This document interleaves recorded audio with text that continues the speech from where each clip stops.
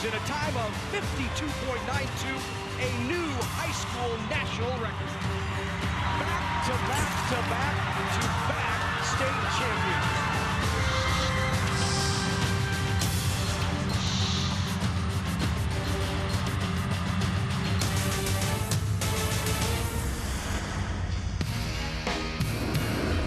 NET Sports, Nebraska's home for championship sports, is live from Memorial Stadium in Lincoln, Nebraska for the 2016 NSAA State High School Football Championships. We kick off our Day 2 coverage in Class C2 as the 10-2 Crofton Warriors take on the unbeaten Wolverines of Wilber-Clatonia. And good morning, everyone. I'm Larry Putney, along with former Husker Damon Benning. It's great to have you with us this morning for Day 2. We will crown 3 more title holders today right here on NET. We kick it off in Class C2, and Crofton has a terrific running back in Tanner Crosley. Yeah, if they want to pull today what I think would be a mild upset, he's got to be the bell cow for them. He does it all. He's amassed over 1,500 yards, 23 touchdowns. He's tremendous on defense as well. And on a day like this where weather may be a factor, the ground game and their single and double wing will have to go through number 4, Tanner Crosley. Wilber-Clatonia big up front, but they also have some athletes and a two-way player in Bryce Brudge. Yeah, he patrols the airways. He's got 12 interceptions, over 490 yards rushing, 490 yards receiving. He does it all. A very, very stout defense. Points will be hard to come by today, and it starts with number 21. Well, some other factors will certainly impact this game today. One of those, the weather. For more on that, let's go down to Sean Callahan. Hey, Larry, and don't mistake me for Jim Cantor down here, as for the first time in a number of years here at Memorial Stadium, weather, rain conditions are going to play a factor in the state championship games all day. The rain is not going away. It's going to stick with us here all the way through the Class B game tonight, and that's why things like ball security, just the physical play up front, special teams, those are going to play a factor. And you look at Wilber-Clatonia, talking to some of the experts around the state, guys like Bob Jensen, who know that Class C2 scene. Wilber-Clatonia has the best offensive line in the state, and you have to think on a day like today, it's a day where you say, hey, big guys, let's get the championship, bring it home for us up front. Well, it looks like it's going to be a fun day on the field for you, Sean, and that rain, as you said, continues to come down here this morning at Memorial Stadium and likely throughout the day. That's going to make it's going to make for some tough sledding out there. The fans have certainly found the what is that, overhang? Is that Yeah, they're not smart, or they're smart, excuse me. They know exactly where to go. They will line that area and keep themselves dry. This should be a rapidly moving game, though. I can't imagine too many balls being in the air and stopping the clock with any sort of incompletions. Both these teams like to run the football. Let's take a look at what today looks like on NET. Of course, yesterday we crowned 3 state champions. Ball City Sacred Heart winning in the D2 in the morning. Burwell in D1. Bellevue West won last night. Sorry about that, Damon. Well, they earned it. Yeah, they certainly played well. Crofton and Wilbur kick it off this morning in Class C2. In C1, it's Bishop Neumann and O'Neill. That's coming up this afternoon at 2:30. And then tonight, we wrap it up with another good game of 2 outstanding Class B teams as Elkhorn South and Scott Catholic will battle. Looking forward to that one this evening. I think we've got all 3 games are very interesting. Don't sleep on that C1 game. O'Neill has some explosive skill. They tackle really well in the open field, too. And let's not forget, a little chip on the shoulder. They played in the state finals in basketball as well. So, that one will be highly contested. So it should be a good day here on NET. Let's take a look at these 2 teams, Wilber-Clatonia, the Wolverines, and the Crofton Warriors, and how they got here. We'll start it off with Crofton at 10-2, and you see the 2 losses in the schedule, one coming to Oakland Craig and the second to Battle Creek, where they were shut out, but avenged that loss in the semifinals, a 19-14 win over Battle Creek to advance here to this championship game. And then looking at the Wolverines schedule of Wilber-Clatonia, they are unbeaten, 12-0. Been challenged just a couple of times this year. And look at the right side of the column there. Yeah. They only allow, Damon, 4.6 points per game. And I'm not great at math, but I sure can add all those zeros. That's right. All right, and there's a 14, a 14, a 15, a 6, and a 6. So that's 55 points on the season. Wow. They get after you. 7 total shutouts for Wilber-Clatonia. That's impressive. I don't care who you're playing or where you're playing. Stingy defensively. Absolutely. Well, the weather's not going to bother those guys at all. In fact, they're probably loving it. This is all part of the experience down here at Memorial Stadium. I'm down here cheering for you. Now, it does bother those folks. Yeah. Couldn't we have just had some nice weather today? I see they must have those waterproof life cases out there. Right. It's 2016. Nobody can really stop the digital age, not even Mother Nature. Well, Wilber-Clatonia, as we said, comes in very physical up front. This is a tough group of guys, one of the bigger C2 teams. And for the introductions, let's go to Doc Weiniger.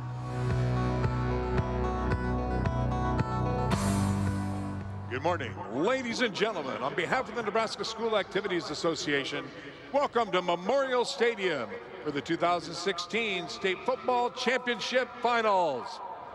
Today's game features the Crofton High School Warriors versus the Wolverines of Wilber-Clatonia High School. And now let's meet the players and coaches competing in today's game. First, here are the starters for your visiting team, the Crofton Warriors. Number 4, Tanner Crosley. Number 7, Connor Dahl. Number 8, Jaden Jansen. Number 12, Joshua Allen. Number 20, Dylan Hoffman. Number 21, Noah Lancaster. Number 22, Ethan Poppy. Number 24, Noah McFarland. Number 27, Grant Rogge. Number 30, Levi Sewing. Number 33, Levi Honeywell. Number 40, Connor Bronsroth. Number 50, Logan Leader. Number 55, Chase Zimmerman. Number 56, Dylan Potts. Number 57, Caleb Johnson. Number 61, Kyle Bromschreiber. Number 67, Derek Maybaum. Number 72, Jackson Gunther. Number 84, Justice Holland. Number 86, Colby Lang. Head coach for Crofton is Tom Allen. And now, please welcome the rest of the Crofton Warriors to the field. So there are the Warriors of Crofton, 10-2 on the season. We talked about the 2 losses to Oakland Craig and Battle Creek, avenged that Battle Creek loss in the state semifinals. And here's a look at the team comparison between the two. And points per game certainly heavily weighted in favor of the Wolverines. Points allowed also that way, and takeaways. So just by looking at the numbers here, you would think your favorite would be the Wolverines. Yeah, it's kind of good big team. Get around and move well enough to stop a good little team. Crofton will give up a little bit in size. They'll have to be efficient, a little bit more improvisation on offense. They're fairly straightforward in that single wing, and they might have to change it up a little bit against a pretty stout front for Wilber-Clatonia. Well, let's go back to Doc Weiniger.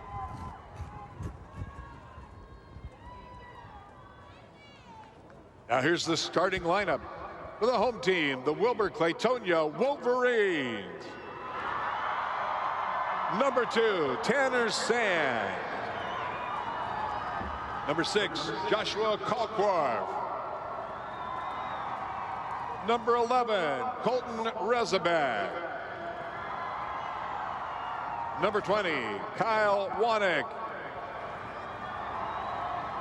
Number 21, Bryce Brudge.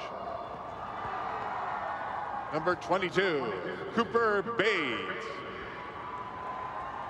Number 23, Joseph Kubicek. Number 24, Tad Moldenhauer. Number 27, Brian Adbadi Martinez. Number 40, Jacob Ullman. Number 42, Hunter Chervney. Number 50, Dustin Jelinek. Number 51, Gavin Oliver. Number 55, Jacob Hefner.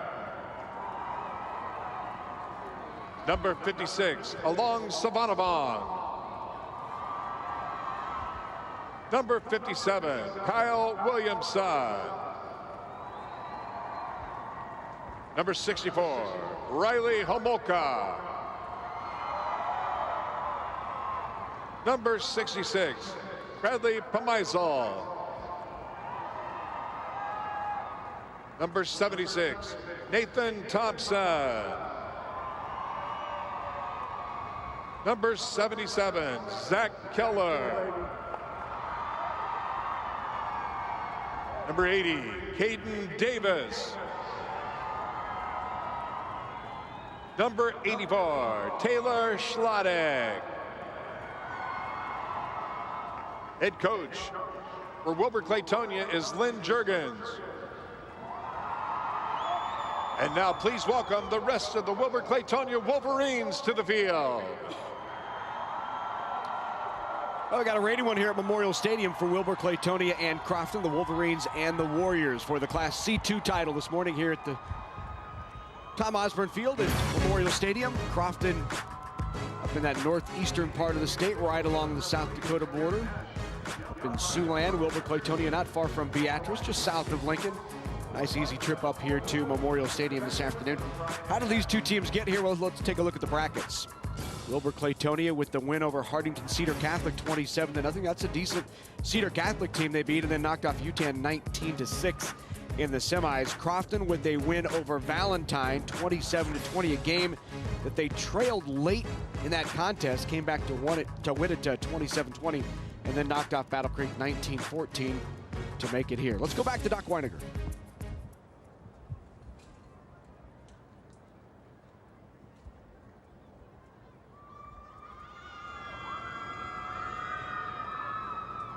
Ladies and gentlemen, at this time, we would ask that you please rise and remove your hats as we honor our flag and our country with the singing of our national anthem. Singing the anthem this morning will be the Omaha Central High School Mixed Octet under the direction of Ms. Lynn Bama.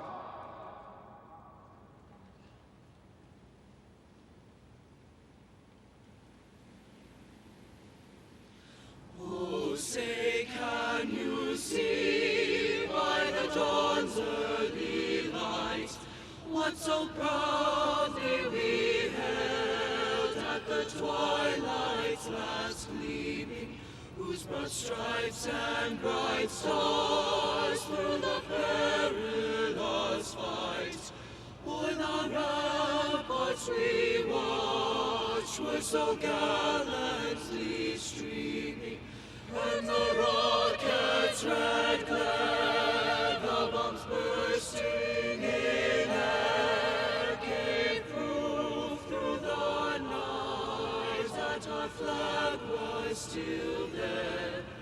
Oh, say does that star-spangled banner yet wave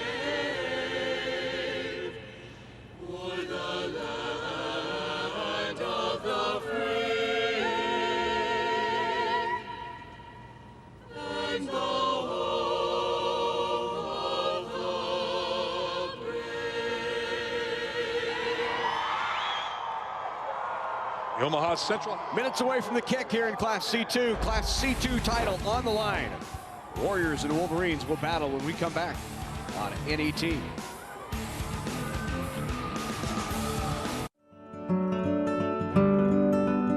At this moment, you might find us in a bucket truck. Or a substation troubleshooting while your power is out. You might find us moving conductor out to the job site. Or setting up an account as a new customer. Regardless of what we're doing, we enjoy serving you. You are our customer. We work for you, we're at your service, and Always there. Always there.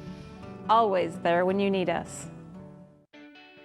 The Nebraska Chiropractic Physicians Association is pleased to sponsor the NSAA Academic All-State Award Program, recognizing students and athletes who shine in the classroom and on the field. This statewide program recognizes academic excellence, leadership, and athletic achievement in over 20 high school sports and activities. We honor these exceptional students and all of the teachers, coaches, and parents who have mentored them. Together, we can continue to make Nebraska a great place to live, learn, and play. No matter how you look at it, animal agriculture helps Nebraska's economy. The livestock industry provides increased tax revenues for schools and community services. Livestock enterprises also create jobs while contributing to existing businesses such as local banks and grocery stores. A thriving livestock industry helps maintain our current way of life, but also provides opportunities for the next generation of farm families. The Nebraska Soybean Checkoff helps to raise awareness of the importance of animal agriculture to Nebraska.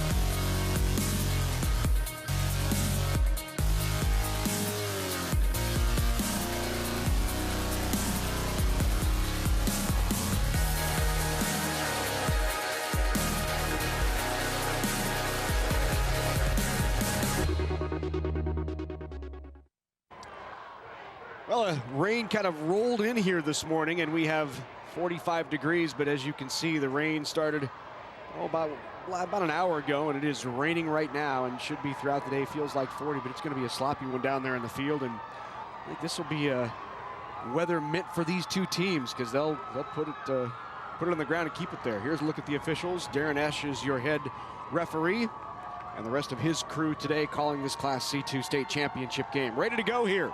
Class C2 title. Crofton Warriors won the toss. They elected to defer, so they will kick it deep. And back deep is Rezabek for Wilber-Clatonia.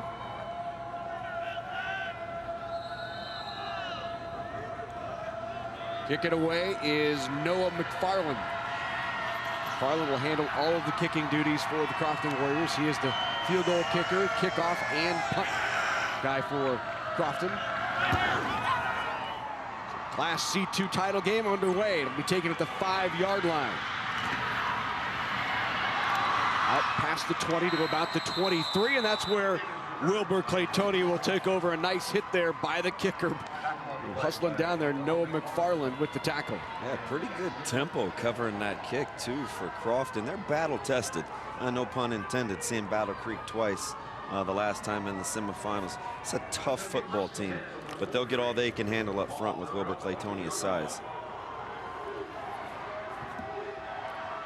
So here's your quarterback, Tanner Sand. He's rushed for 17 touchdowns, 709 yards on the year. He'll operate out of the shotgun. And just immediately to his left is Otvidi. Right away they go to the air. A quick toss caught by Brudge, and Brudge has some room out to the 35 to the 37-yard line by Bryce Brudge. And he does it all for him.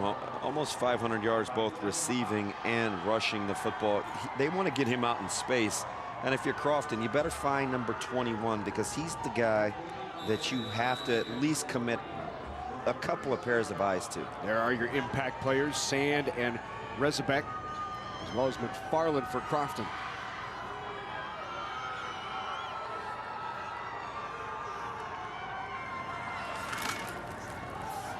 So 1st and 10, and the handoff will go to Rezabek, and Colton Rezabek, not much room there. Let's go down to the field to a wet Sean Callahan. Hey guys, you know what's interesting about this Wilber-Clatonia offense, when you look at them through 12 games, a dominant team that's really won every game handily, they don't have a 1,000-yard rusher. I think that just speaks to the versatility of Lynn Juergens' program and what they've built here. Go back to last year, Miller North, they won the Class A state championship as well without a 1,000-yard rusher. Sometimes good teams just have a lot of options, and I think this Wilber-Clatonia team fits that mold right now. Quick hitter out to Brudge again. That's shut down. That's Rezabek, but nothing doing there. Nice hit and stop by Levi Honeywell from that strong safety. Yeah, really good tackle right there in the open field. They were outnumbered. It was 3-on-2, but Honeywell makes the play as he defeats the block in front of him. Nice tackle in the open field. That'll bring up 3rd down and 10.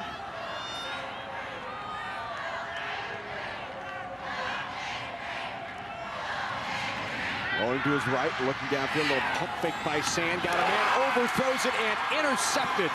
Picked off down this near sideline. And the interception by Grant Rogge.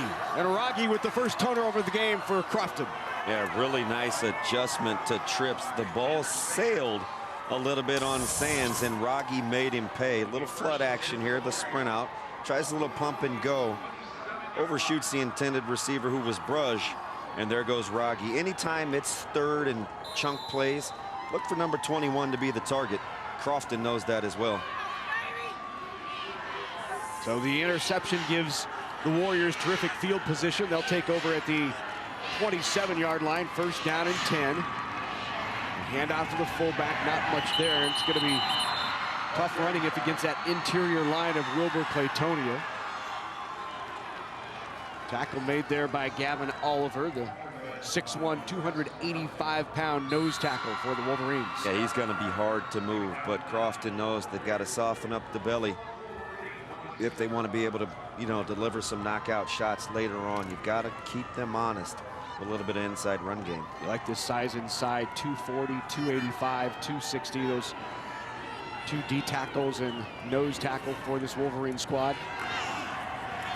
Give to Tanner Crosley, and Crosley nothing doing there as well. Now that's power on power right there. You know, 10 in the box with the free safety, and Crofton in the Maryland eye. It's going to be, I think they're going to have to eventually spread Wilber-Clatonia out. It's going to be tough going in that interior. Jelinek with that last tackle. The Mike linebacker for the Wolverines has 59 tackles on the year to lead this team, and you see an injury there. It looks like to Poppy, as he is still came back to that huddle holding that hand, and you can see he's in some pain there. Ethan Poppy, the 5'8", 200-pound junior. They'll check him out, and we'll take a break here in Lincoln.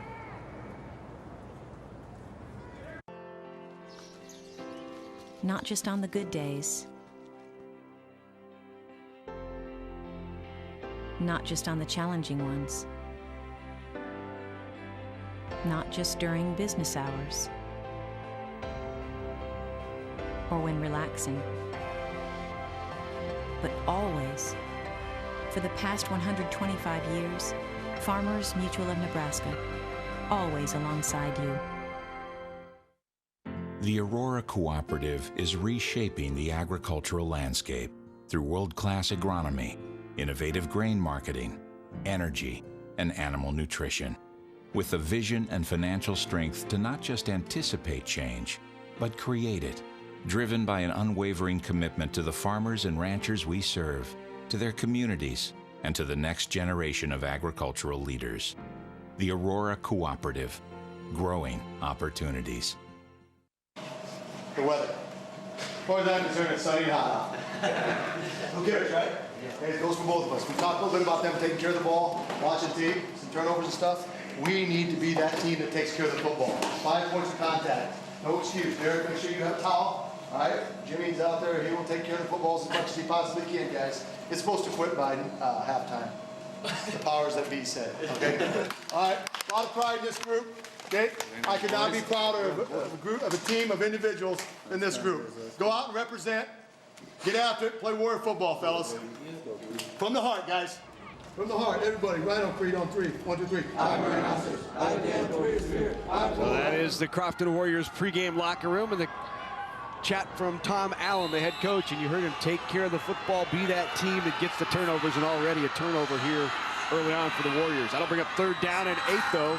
Back to throw it is Jansen. Jaden Jansen looks downfield, scrambles, he's pulled down, and the tackle made in the backfield by that nose tackle once again right there. The big guy in the middle, that's Gavin Oliver. Yeah, he is going to be a handful. And you look how he uses his hands. Good quick set, gets into the center quick there. It's, like I said, you know, it's going to have to keep them honest by maybe getting a little lateral as opposed to right downhill, especially when he can pin his ears back on 3rd down.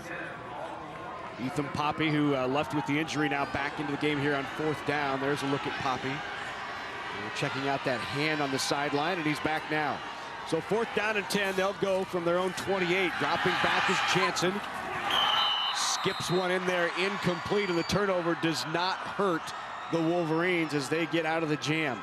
Hey, you can watch NET Sports anytime, anywhere. Download the free NET Nebraska app today. Watch college player profiles, full-length episodes from Big Red Wrap-Up, live web streams. There's so much more.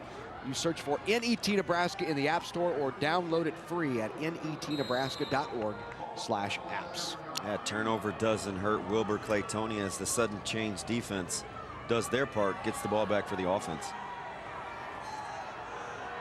Maybe Crofton got a bit of a feeling what it's going to be like running inside there against this very big and tough defense of Wilber-Clatonia. So offense back out there now for the second time for Wilber-Clatonia. They'll give to their running back Rezabek, Colton Rezabek, 6 foot, 160-pound sophomore. Rushed for almost 900 yards this year, 880 coming into this game, and 10 touchdowns. A lot of touches to go around for this offense. Now they don't huddle. I'd call them no huddle, but certainly not hurry up. We'll get their plays from the sidelines. Player to watch defensively for this Crofton Warriors team is Dylan Potts. He's at that outside linebacker / DN spot. Will play down on the 3-point occasionally stand up. They break the tackle there on the carry by Tanner Sand, and a nice gain by Sand out to the 45-yard line. That's good enough for a 1st down. A good recognition by Sand. Little overload here as we see Crofton to his left coming on a blitz. Not that tough, right? LP, run it where they're not. Right at him. He goes right away from the blitz, finds a nice crease. Sands is a good-looking athlete. A little bit of a different throwing motion as a thrower, but he spins it out there the way that he knows how. It's effective for this passing game. Very 50-50 on offense they try to be. In fact, he's rushed for 709, thrown for 790, and Sand will keep it again. Stopped there by Potts. You see what quarterback run game does to a defense. You have to account for all 11. Wilber-Clatonia has trips to the top of the screen, and Crofton almost has to play it man-to-man or some type of zone. It's 3 for 3 out there because you have to keep the safety in the middle of the field because he balances the numbers in quarterback run game. So trips again. You can see them to the top of the screen. Well, there's the 3 for 3 concept. Somebody can win out there, and you have man-to-man here at the tight end at the bottom of the screen. Sand will run the option and cuts that up. He's got some room again. Sand ducks underneath, makes a good gain on 1st down, or for 1st down inside Wolverine territory. Yeah, they've got something there. I would stay in this trips formation because as we take a look at the replay here, it's a body for a body. If you do the math, 3 subtract from 11 is 8. It is 8 for 8 in the middle of the field. Mano y mano.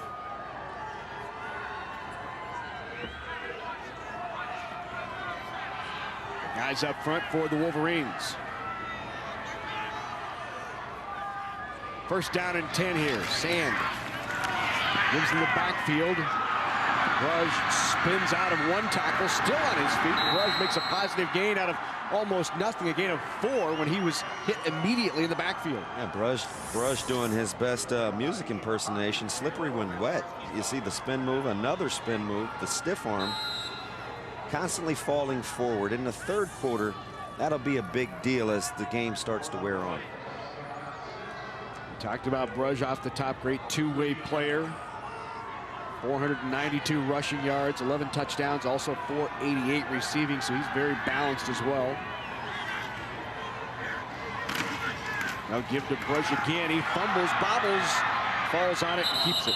Boy, they had something brewing there. They had the little pin block towards the bottom of the little reverse here, and the handoff is just bobbled. Well conceived. You see all the action flowing one way. There's the pin block. As you see, Crosley was caved in, and that edge was soft. Grabbed it about the last possible time as he's falling away, finally able to get the hands on it and avoid the turnover. In a game like this at the championship level, sometimes you have to catch breaks, and Crofton may have dodged one there.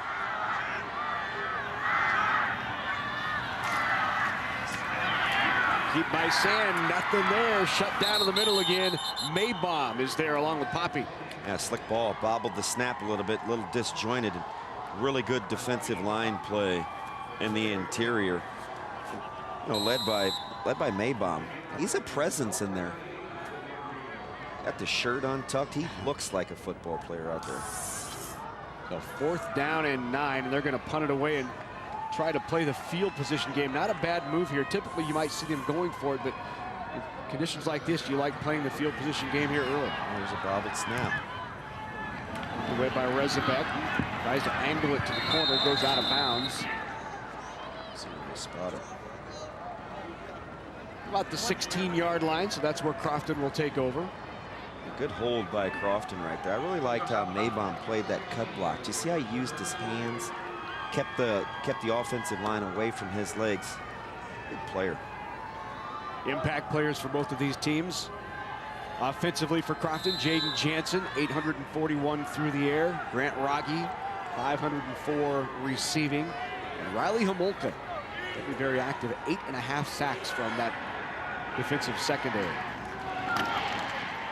Nothing going there for this Crofton offense. And once again, that was Poppy with the carry. And Poppy goes nowhere, right into Oliver, who called his name several times. Let's get out on the field to Sean. Yeah, just judging by the flow of this first quarter, you just get the sense those punts from that midfield area are going to be as big of a play as anything in this game here today. The team that can pin you inside those 10-yard lines, that's what's going to lead to points. It's going to be really, really hard to have ball security and execution on your traditional 70-yard type drives here today, just with these conditions. So the punting game is going to be big on both sides. That right there on the end around, as we see Crosley get involved, kind of with that jet action, might be the way to go if you're Crofton to attack this Wilber-Clatonia defense on the ground. But as you see, not only does Wilber-Clatonia have good size, they can run a little bit too. Yeah. Been tough sledding on the ground. Wilber-Clatonia choosing to play man-to-man outside the number, saying if you're going to beat us, holding, you're going to have to get vertical on the on offense. Declined. 3rd down. So they decline the holding call. No gain on the play brings up 3rd down and 9. Had a chance to pin them back deep, maybe inside their own 10-yard line. Chose instead to let the down tick off. That's supreme confidence in your defense. 3rd long. I'm going to give them 1 more crack at it as opposed to 2.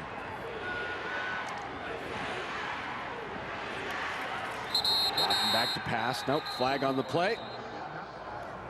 It's a classic matchup between Maybaum and number 67, who's playing center for Crofton, and Oliver for Wilber-Clatonia. 2 really good players, both going both ways. Tough sledding right there. That man has been very active here early on. Gavin Oliver. 3rd down and 15. That'll back him up 5 yards.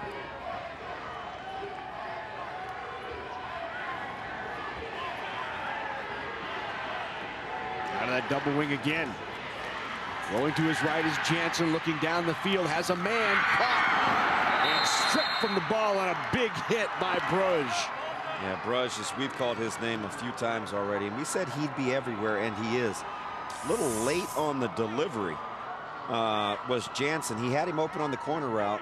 A little behind him allows Bruges to settle down, who was running with the top of the corner route. He just sits it down, sees the ball delivered. That's a big-time hit from a big-time player. So the Warriors will be forced to punt now, just from the shadows of their own end zone. Noah McFarland fumbles it, bobbled, gets out of the end zone, gets it away amazingly, finds a way to get that kick away and buried out at the 38-yard line. But what a terrific job by McFarland to find a way to get that kick off. And how about he just didn't panic. Nice poise right here. First of all, he handled the snap, he finds it, then has the wherewithal to regather and the athleticism to get rid of it. Boy, he hit you with the trifecta there. Bobbled it twice because he bobbles it here again. Poise, presence, and athleticism. I see you, 3D. A good field position here once again for the Wolverines. Their own 39-yard line. End around, gain of about 4 or 5 on the carry. Brush again. See how they've already almost tilted the field, right as it slants towards the south now. The punt, the pen, as Sean Callahan talked about. Field position big, and all of a sudden we see them in relative striking distance here at the 33-yard line. Just no margin for error when you're so deep in your own territory for Crofton. 2nd down and 5 after a gain of 5. Given the backfield is to Rezabek. Not much there for Rezabek. It'll bring up 3rd down. Yeah, 3rd down conversions have been hard to come by for both teams, but this one is 3rd and manageable. By far the most makeable right now for Wilber-Clatonia that they've had. There's Len Juergens in his 9th season with the Wolverines, 69 and 16. He was an assistant for 4 years before taking over the head coaching job. He was a graduate of Beatrice, not far from Wilber-Clatonia. Certainly a lot of interest in what Wilber-Clatonia is doing in those communities down in southeast Nebraska.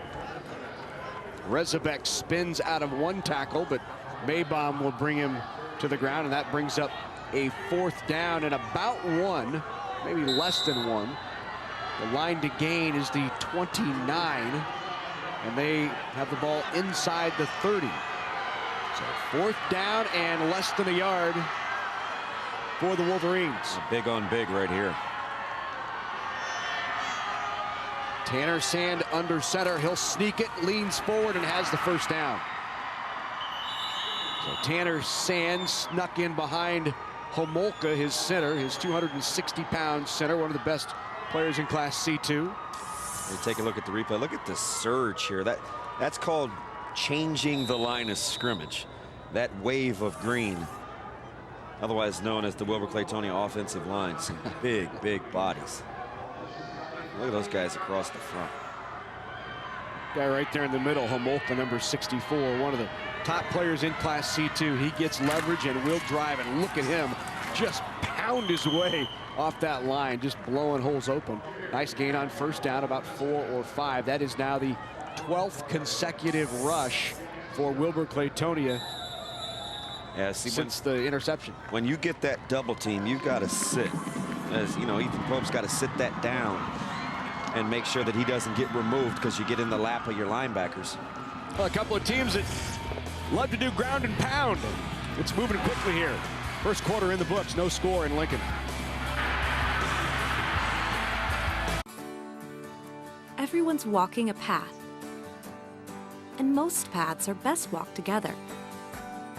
Because when we travel together, our lives are livelier, our journey more enjoyable, and the places we'll discover will be simply spectacular. To be in a place like no other that unites you all in a state of wonder. Wouldn't that be nice?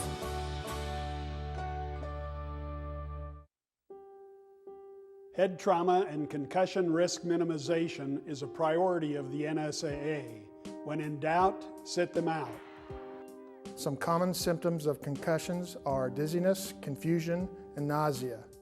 The NSAA requires coaches in all sports to take a concussion course annually. For more information regarding concussion management and return to play protocol, visit our website, nsaahome.org. When in doubt, sit them out. Coverage of the 2016 NSAA High School Football Championships on NET is made possible in part by the Nebraska Soybean Board, Education Quest, the Nebraska Public Power District, the Aurora Cooperative, the Nebraska Tourism Commission, and Constellation. A big thank you to all of our sponsors who help us bring you the best high school athletes from across the state. We could not do it without your support. Well, it is a rainy and wet morning here at Memorial Stadium in Lincoln, Nebraska. No score as we begin 2nd quarter action, but with the drive in progress, Wilber-Clatonia inside the 25-yard line of these Crofton Warriors. Trying to put the first points on the board. Tanner Sand will keep it himself. Duck in there behind Zach Keller, his right guard. Play there made I mean, between Jelinek and Keller and Homolka and Oliver, they've got some horses up front, but credit to Crofton for hanging in there with obvious size mismatch, but they're playing hard and put themselves in a position to get a third down stop here. And look at the total yards here, both on the ground and through the air, 66 to none.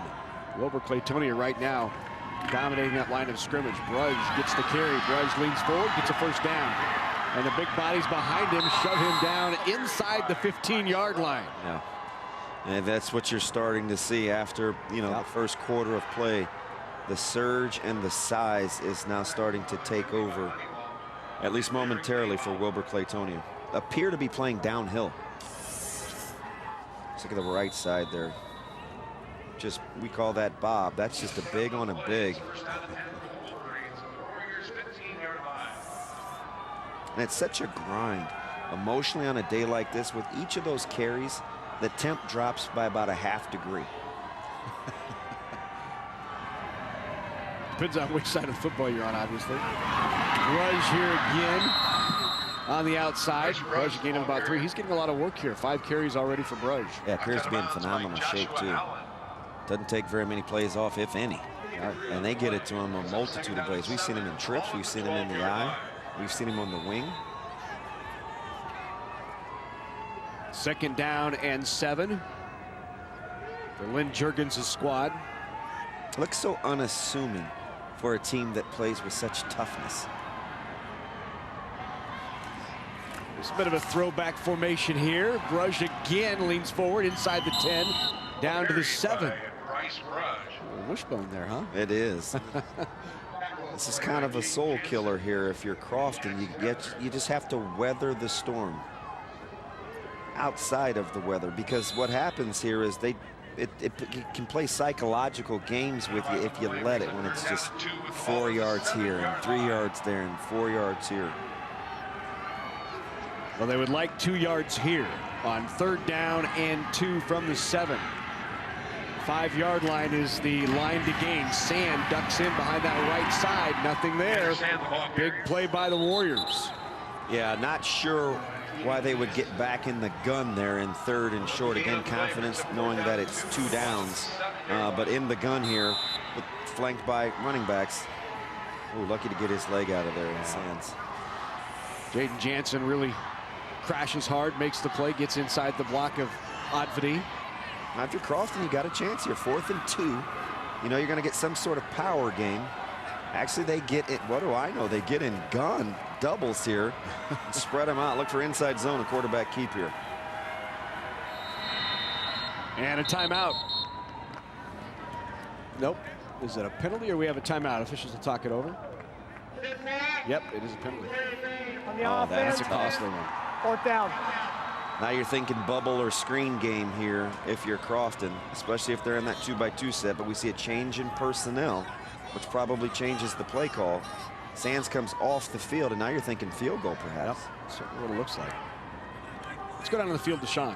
Guys, let's go back to that punt that Crofton was able to get off. Just think about that now, how big that's played in this game, where Wilber-Clatonia would have at least had a safety or a touchdown, and just making them have to earn this and now take a long field goal here in wet conditions. That punt is probably the biggest play that's happened early on here in this game. Josh Kalkworth on the snap that was too high. It goes off of the holder right into his hands. Looked like he had a chance there for a moment. Did the smart thing, but turns it over on downs, and now Crofton will take over deep in its own territory. Yeah, and you know what? Resolve and resiliency is it's not a foreign term to Crofton. They are battle tested. Had to come from behind in the quarters.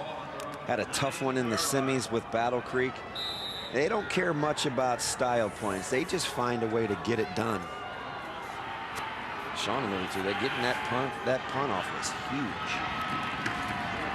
A quick toss to Crosley. Crosley with a short gain on 1st down, trying to find some room.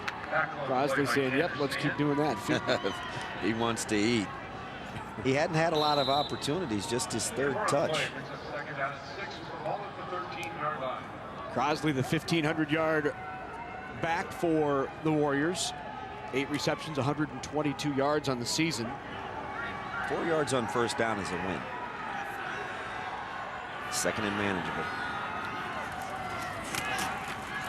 Inside, Crosley again out to the 16-yard line. That'll bring up third down. A long 3 here. I think you got to find a way to let Crosley get another touch here. Tom Allen said before the game, he said Crosley will have to play well in order for us to have a chance. You think that your trap game might be in play here with Oliver getting such a push in the middle, but he's so disciplined that he doesn't get too far upfield. But maybe look for a little bit of a trap here. Quick hitter.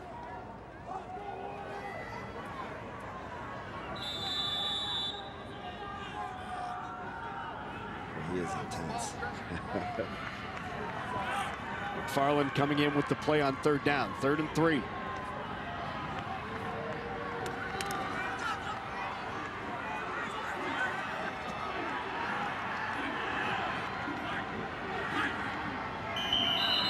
They got it. Oliver jumped, and that'll be a first down. Not a lot of platooning going on, so it doesn't really give your defense a chance to rest because they're playing offense. But what it does do is it momentarily stems the tide. Nice little hard count here by Jansen. Oliver's been residing in the backfield. He probably thought that was just more of the same. So a first down for the Warriors. Their first down of the game. Give once again to Crosley. Not much there. Total yards right now still nothing for Crofton. Make it 7 yards for Crofton now after that first down. 83 for Wilber-Clatonia. He just looks like a football player. Yeah. Got the big arm brace, dirt in the helmet. Can't fit his mouthpiece in. I see. I got a little rubber on that. Yeah. What you Helmet's think? too small. 2nd down and 11. Inside give Crosley, and nothing there. Nice play by the inside linebacker Jelinek, Dustin Jelinek. First time we've called his name today. 5'9", 215 senior. Yeah, well put together here too. Watch him fit in the run game. Little inside handoff, and he sees it. Good job on his run fit. Nice little scrape action playing downhill. He's a tough kid too. Turn around and run behind him too on the offensive line. Right. Yep. So 3rd down and long here for the Warriors. In motion goes Rogge. Back to throw is Jansen. Jansen goes up top, looking for Rogge. Picked off.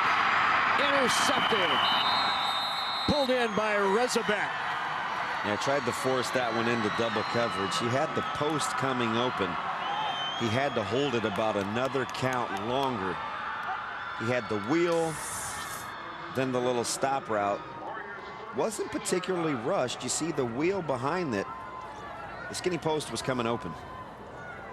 And that would have been Rogge. No interception by Rezabek. Both teams now with 1 turnover. Let's go down on the field to Sean. Standing right by Crofton head coach Tom Allen. He just said, you just threw it up there. Why? Because he knew how big that field position was. His team just gave up there on that 3rd and long interception. Now back to the air. Good grab on the toss. Guess who? Sand finds Broge. And the funny thing about Bruz is, you know, at this level in C2, he's a very adept route runner. For a guy that spends a lot of his time in the backfield and playing defense as well. I wonder when he's got time to run his routes. First pass in 17 plays for Wilber-Clatonia, and he finds Broge. Broge spelled B-R-O-Z. Bryce Broge. A lot of action here in this first half.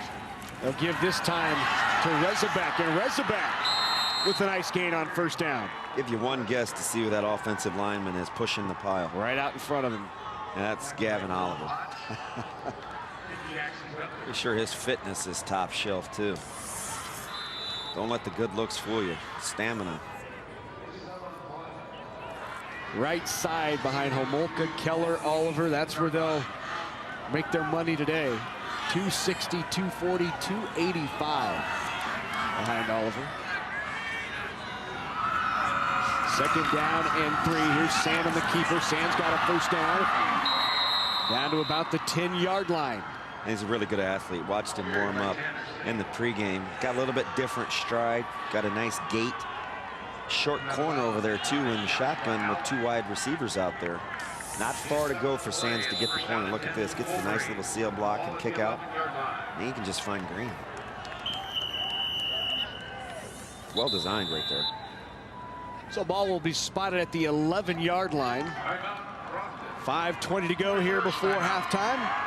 Wilber-Clatonia driving. Let's take a look at last year's Class C2 state championship game. The Knights of Oakland Craig took on the Aquinas Monarchs for the 2015 Class C2 state championship trophy. Aquinas returned for the 5th straight year to the state finals game after winning 3 of the last 4 state titles. The Knights had their work cut out for them as the Monarch defense made things difficult. They forced 4 interceptions on the day, helping to give their offense plenty of opportunities. The turnovers resulted in a comfortable 29-7 lead going into halftime, behind stellar running back Noah Peelan, who put together 193 yards on only 14 carries on the day.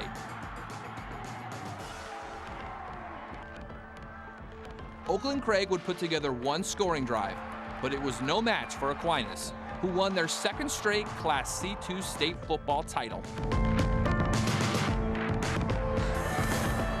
Well, that's a program that's been down here a few times and had some success in Aquinas winning last year's C2 title. This is a team that's never been down here looking for their first ever state championship, Wilber-Clatonia. A lot of talk in the communities of Wilber and Clatonia and Beatrice and the coffee shops about this team this week, and an opportunity to get down here for the first time. Yeah, that area has seen a lot of good football players here over the last couple, 2-3 years. I've seen good quarterback play with Cromer and Juergens and at the tight end spot, and Wilber-Clatonia, and they play good football too. That quarterback run game is there for the taking whenever Wilber-Clatonia wants it. Second down and 5, and Sand will take it again. Stepping inside of the block and making the play. Nice job by Ethan Poppy, number 22. Poppy shuts that down. That'll bring up 3rd down. A tough, multifaceted kid, right? We've seen him line up over the nose in some of their defensive sets. He plays in the middle of that defense, and he turns around and plays fullback. It's one of the cool things that I enjoy doing about smaller classes is the versatility of the individual players. It's unique. It's fun to watch. So 3rd down and 4. They can get a first down without scoring a touchdown. The marker right at the 1-yard line. In motion goes Grudge. Sand will roll to his left. In trouble and pulled down is Tanner Sand. It's just been tough to move it all when you get down here. And once again, there's that guy. Poppy with the, and there he is, Dylan Potts. Poppy with the play. Yeah, say that out loud fast. Just good pursuit.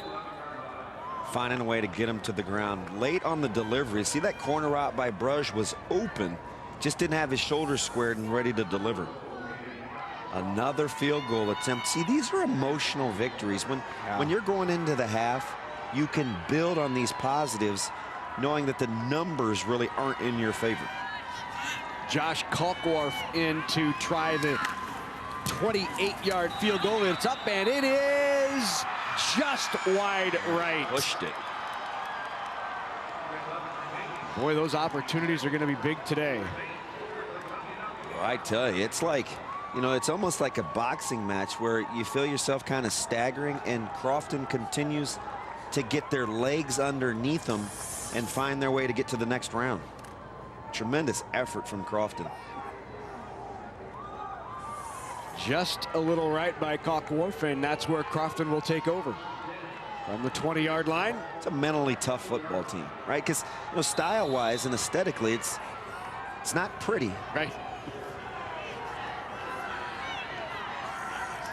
3:11 to go here before halftime. Neither team has really been able to get a they've had a couple of scoring drives with Wilber-Clatonia, but shut down both times by Crofton. Certainly Crofton hasn't been able to get anything going here in this first half. Now, if you're Coach Juergens, do you think about using timeouts here before the half? I better wait and see what happens on this third down. Play, yep. Second down and 7. Slipping through there, trying to get it out to the 25, make it the 24. Let's go down the field to Sean Callahan. Have to do something here, some kind of curveball to move the ball, because you look at the numbers, this Wilber-Clatonia starting defense, the actual starting 11, they've only given up 3 touchdowns on the entire season in 12 games. Those all came against UTAN. So nobody has effectively really run the ball up the teeth, and that's what they continue to try to do. You wonder if they're trying to set something up here for later down the road. Wow, what a hit. Big hit from Riley Homolka, and we talked about what a dominant player Homolka can be. 8.5 sacks on the year, 47 tackles, and watch this play. Yeah, when you try to trap and you don't get there, they turn into lookout blocks. So they want to pin him and get just inside. Now he slips that block and finds his way in the backfield. That's a really good job of playing the action line for a defensive tackle. Well coached. So 4th down, and they'll have to punt it away, and into punt it is McFarland. McFarland with a decent kick, taking it to 45, and he'll be stopped right there, so no gain, and the Wolverines will take over at the 45. Hey, time now for NSAA Championship Trivia. If you're the first person to email the correct answer to sports@netnebraska.org, you will win this NET Sports Championship t-shirt, size extra large. Our trivia question is, which school or schools, I'll just tell you, it's schools, hold the record for the most championships? So which schools are tied for the record for the most state championships? First correct email to sports@netnebraska.org. They win the NET Sports Championship t-shirt. Incomplete pass. You probably know 1 or 2 of them, don't you? Yep, I do. I know 1 for sure.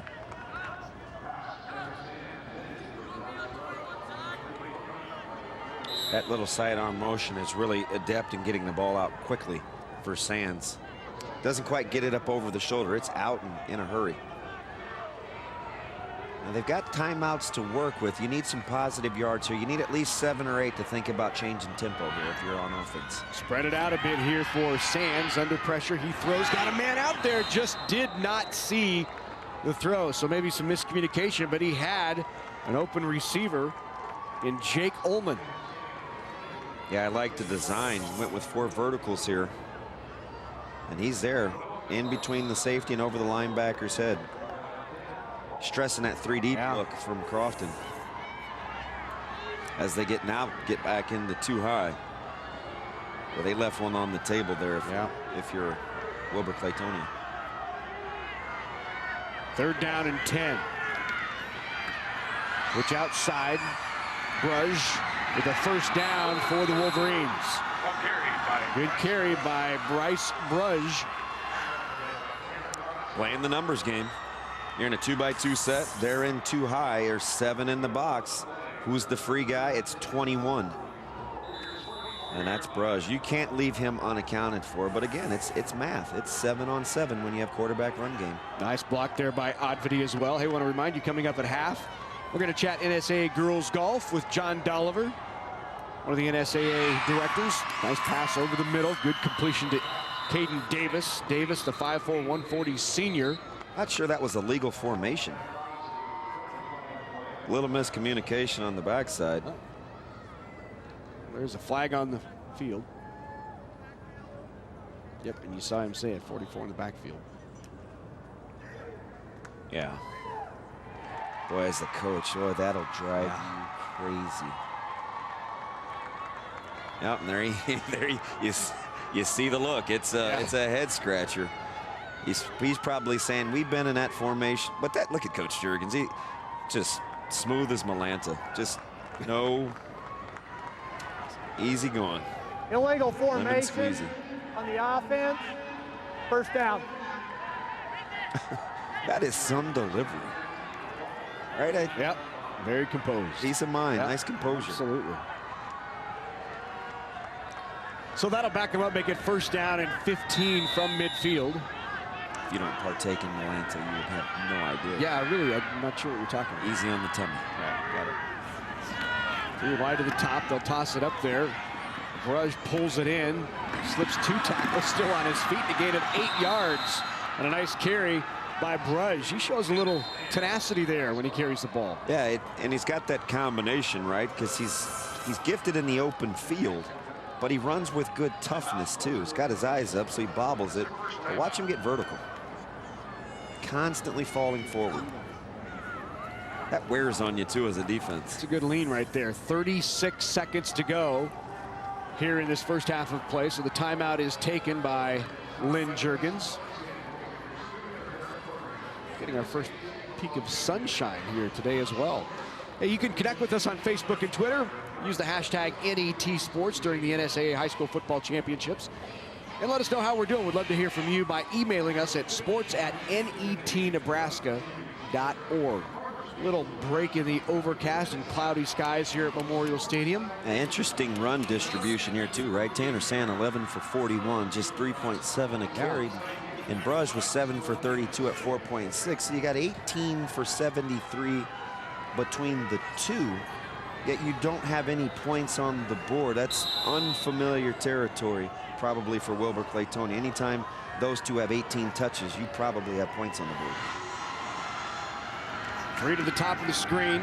Sand right through the hand and picked off. About that catch. Right into the arms of Grant Rogge, his second interception, far side of the field. Rogge drugged down, but what a big play on the second INT for Grant Rogge. Yeah, off the deflection, it looked to be one-handed. He's on the sideline pinned. Oh, that's a beautiful catch. He keeps his knees off the ground. How about this athleticism? Don't try that at home, folks. Knees aren't meant to go that way. I think you could slide a blade of grass yeah, over there, look at that. LP. Oh, that's nice. Just kept it off. Good job by our officials, too, not blowing that one dead. So 23 seconds to go and an opportunity here for Crofton. They'll go up top, little screen. Dumped out to the right. Good catch by Crosley, still on his feet. Crosley down the near sideline. And finally, Crofton, the Warriors have something going. 14 seconds to go as he's shoved out of bounds. Yeah, when momentum changes jerseys, it's a hard concept to explain, but it's easy to see. And now if you're Crofton, whether you get points out of this or not, you go into the locker room feeling much better than your opponent when they outplayed you, yeah. You've been outplayed. Yeah. But your resolve and your resiliency has you feeling pretty good. Jaden Jansen back under center. 14 seconds to go. Goes up top again. Incomplete. The intended receiver was Grant Rogge.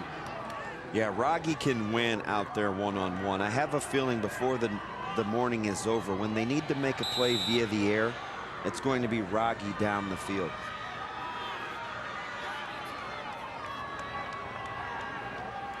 Still 2 timeouts as well for Crofton, so they have an opportunity to move it here, use the whole field, and still take a timeout with 11 seconds to go. And nothing doing there as once again Homolka flies in from that defensive tackle to make the play. Yeah, you think he doesn't read his scouting report? Probably seen that play a time or two on film and repped in practice. But Coach Allen not happy with Jansen. I don't know if it was the play call or the tempo. That'll bring up 3rd down and 16, 7 seconds to go. Homolka's a man out there. He can move for a big guy.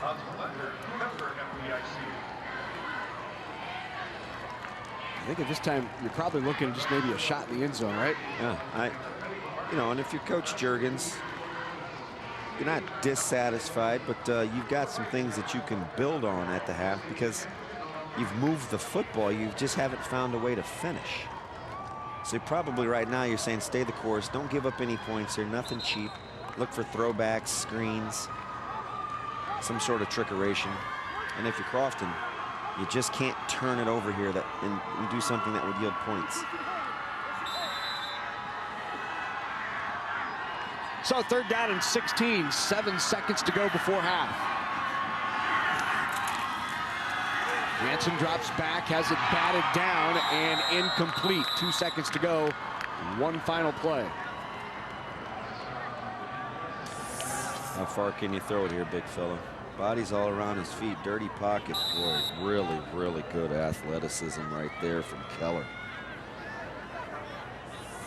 I know you're used to only being able to slide a credit card underneath your vertical, but he got some lift. Right, which means I can get 5'5" off the ground.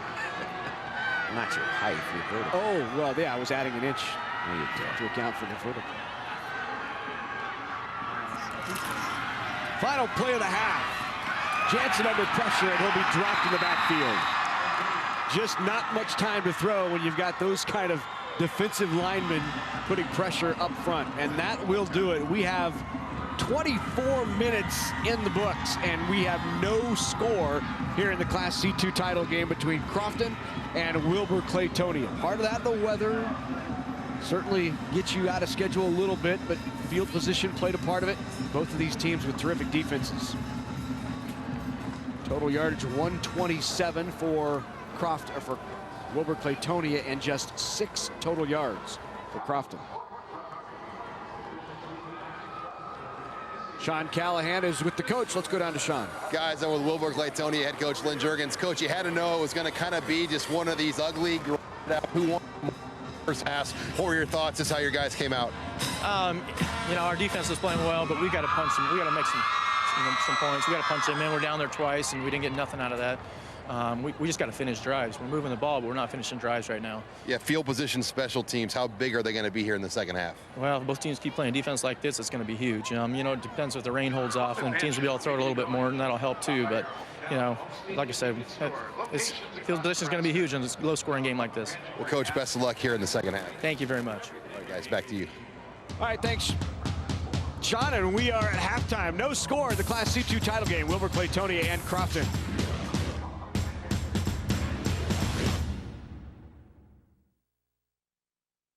For me, asking why is just getting started. It's more than an activity.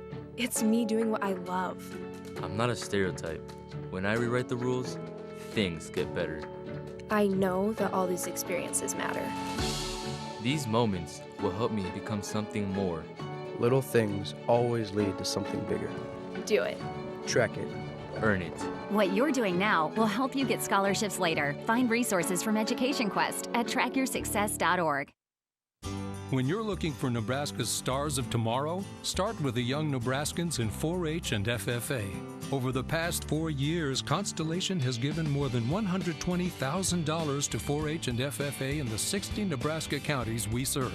Constellation provides natural gas for Nebraska homes, farms, ranches, and businesses. By supporting 4-H and FFA, we're providing energy for Nebraska's stars of tomorrow as well.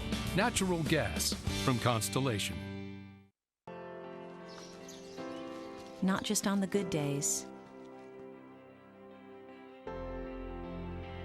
Not just on the challenging ones. Not just during business hours. Or when relaxing. But always. For the past 125 years, Farmers Mutual of Nebraska. Always alongside you. Coverage of the 2016 NSAA High School Football Championships on NET is made possible in part by the Nebraska Soybean Board, Education Quest, the Nebraska Public Power District, the Aurora Cooperative, the Nebraska Tourism Commission, and Constellation. A big thank you to all of our sponsors who help us bring you the best high school athletes from across the state. We could not do it without your support. Welcome back to Memorial Stadium. We're at halftime of the Class C2 title game. No score between Crofton and Wilber-Clatonia. We are joined here at halftime by NSAA Assistant Director John Dolliver. And John, good to have you. I guess when you become important and big, they give you more responsibility. And so you took over girls golf this year. Absolutely, yeah. We had some change in our office, and I was reassigned to duty. I had cross country for the last 5 years, and I got girls and boys golf this year. So very exciting for me. So talk about the changes this year to girls golf. Yeah, you know, our changes this year, one of the big ones was a coaching change. We've evolved a little bit. Coaches could not coach many years ago, and we've changed that to it was coaches could coach from green to tee. And then this year they changed it from tee to green. So coaches had a little more access to their kids.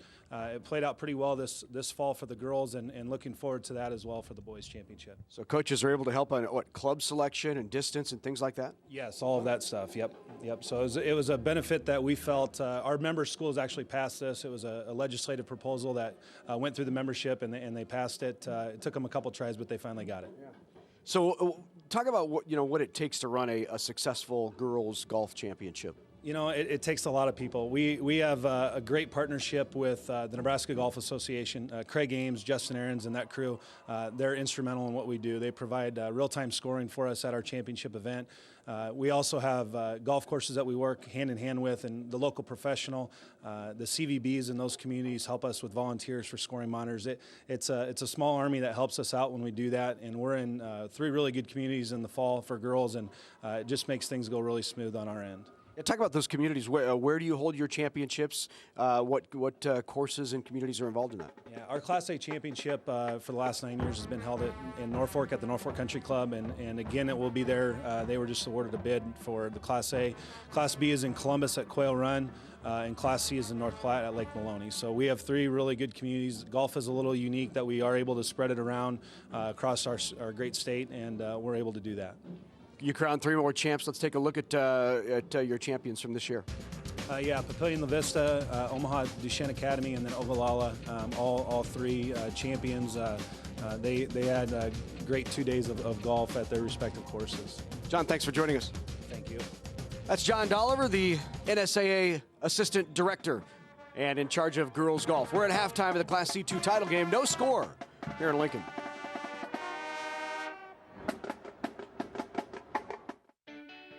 The Nebraska Chiropractic Physicians Association is pleased to sponsor the NSAA Academic All-State Award Program, recognizing students and athletes who shine in the classroom and on the field. This statewide program recognizes academic excellence, leadership, and athletic achievement in over 20 high school sports and activities. We honor these exceptional students and all of the teachers, coaches, and parents who have mentored them. Together, we can continue to make Nebraska a great place to live, learn, and play. When you've been around for more than a century, you understand the power of generations, the value of nurturing and developing those who will carry on the legacy of agriculture and food production. That's why the Aurora Cooperative helps young people gain the experience, expertise, and wisdom to feed the world, be good stewards, become responsible community leaders, and continue setting the example for the generations that follow. The Aurora Cooperative, growing opportunities.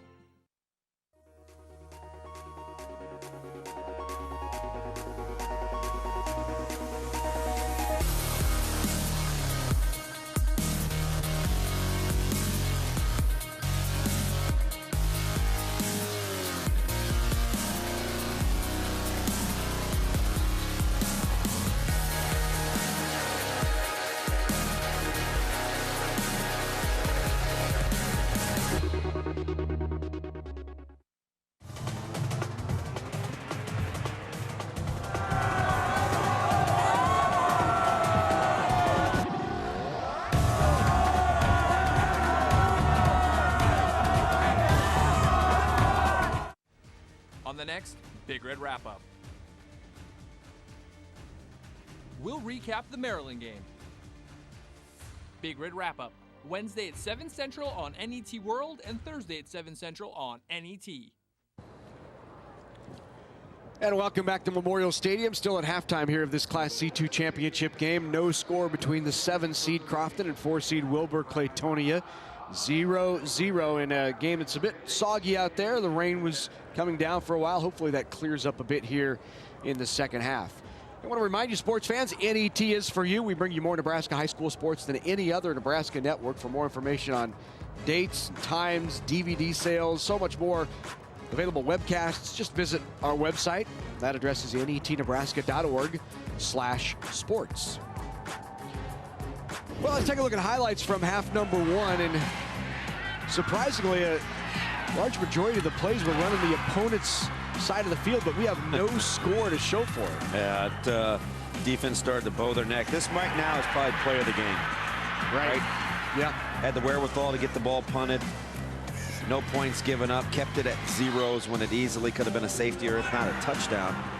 Then the bobbled snap here allows you to continue to keep it at zeros. And the pick here, just an errant throw. Got to make a better decision there if you're Jansen. The field goal had a chance, but just sails wide right, and we are scoreless at half. Boy, that's some catch right there by Rocky. Second interception of the first half by Rocky. I don't know what the stats will tell us other than that we have no score, but let's take a look. Total yards, 127 to 18. If nothing else in your Crofton, I think you have to find a way. Sometimes time of possession can be overrated, but when you're smaller in a game like this with a team like Wilber-Clatonia that wants to play the way that they do, time of possession is paramount. So you have to find a way in the second half to keep that relatively even if you want to have a chance at the end. Well, if you're Crofton, if your head coach Tom Allen, you're telling your guys at half, hey, we had 18 total yards and it's a 0-0 score. We're going to start over here. So this is not a bad situation for us. Hey, epitome of bend, but don't break, right on defense. Right. Well, at NET Television, Nebraska's Stories returns in January with a new season of stories from around the Cornhusker State, from around Nebraska. Watch Nebraska Stories each week beginning Thursday, January 12th at 8 p.m. Central on NET, because your stories are Nebraska Stories. Season premiere January 12th, 8 o'clock on NET. We're at halftime of the C2 title game. Action from the third quarter heading your way. Stay with us.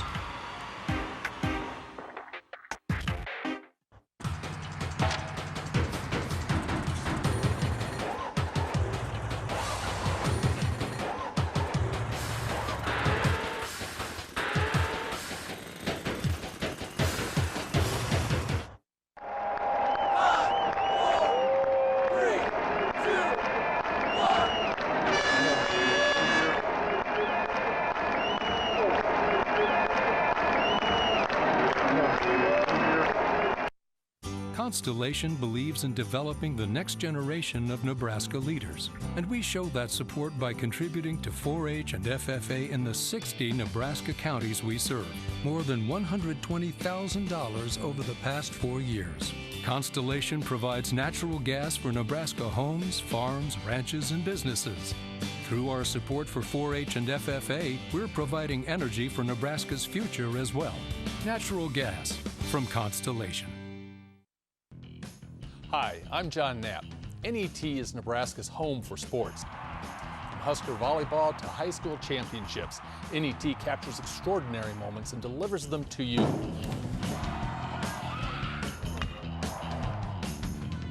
In Nebraska, sports is more than a game, and your gift to NET can keep the action coming for future fans. And Millard North wins the state championship. For more information, call us or visit our website. Coverage of the 2016 NSAA High School Football Championships on NET is made possible in part by the Nebraska Soybean Board, Education Quest, the Nebraska Public Power District, the Aurora Cooperative, the Nebraska Tourism Commission, and Constellation. A big thank you to all of our sponsors who help us bring you the best high school athletes from across the state. We could not do it without your support.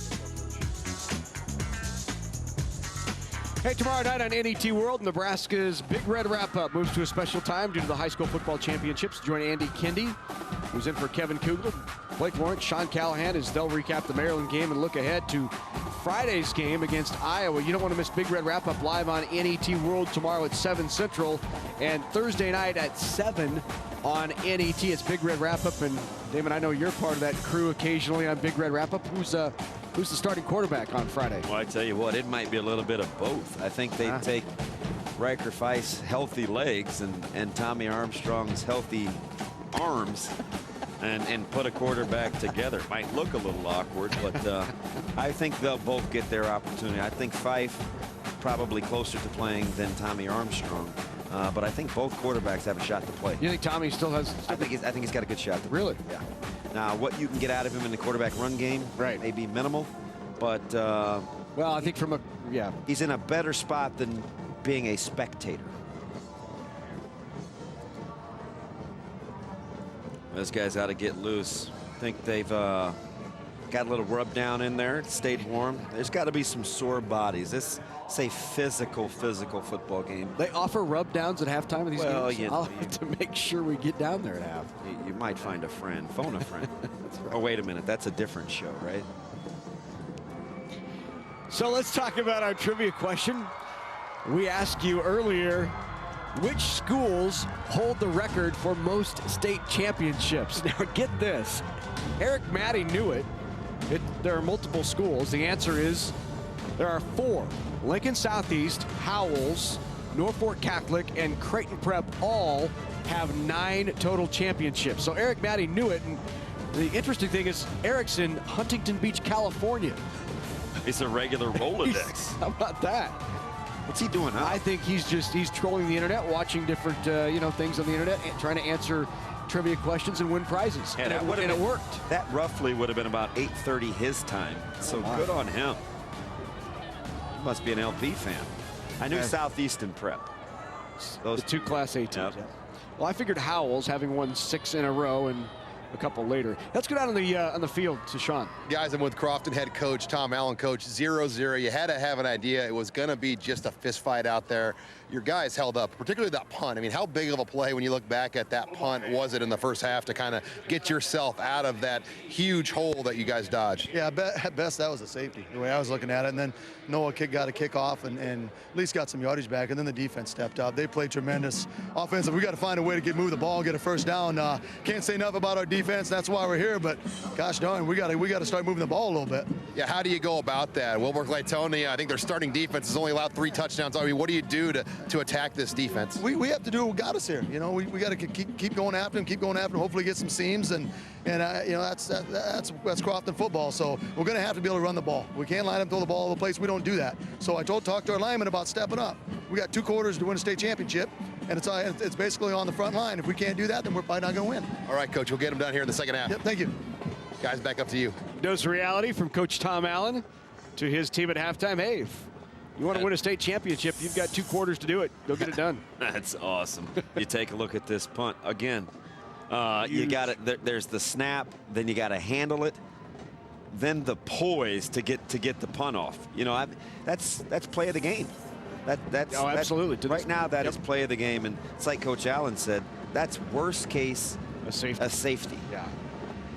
And they got maybe even best case is safety. Worst case might have been, you drop it again. Well, I meant once he had fielded it, right, and he gets out of the end zone. Gotcha. But you're right. Yeah. Worst case would have been a touchdown. Way, yeah. How'd they not get a hand on that? Right? How did he drop that on his foot? I mean, under pressure with guys hanging on him, he found a way. It's not like he had control of it when he dropped it, right? I mean, he did not have control of that ball. He just kind of let it go and hoped his foot found it, and it did. Found a way. And not a bad punt. It's interesting to see if you gauge body language, the team that appears to feel better about themselves would be Crofton. But if you're Wilber-Clatonia, it could be hey, we know who we are. We know how this half went. We should be at minimum 2 scores ahead. So there's some calm there. So we'll see which one reigns supreme. I think Crofton's certainly more used to playing in these low-scoring games. Their offensive average on the year less than 30 points a game. Defensive average 14. But for Wilber-Clatonia, this is an offense that's used to putting up points. They average 42 a game, hold their opponents to 4.6 points per game, a total of 7 shutouts this year.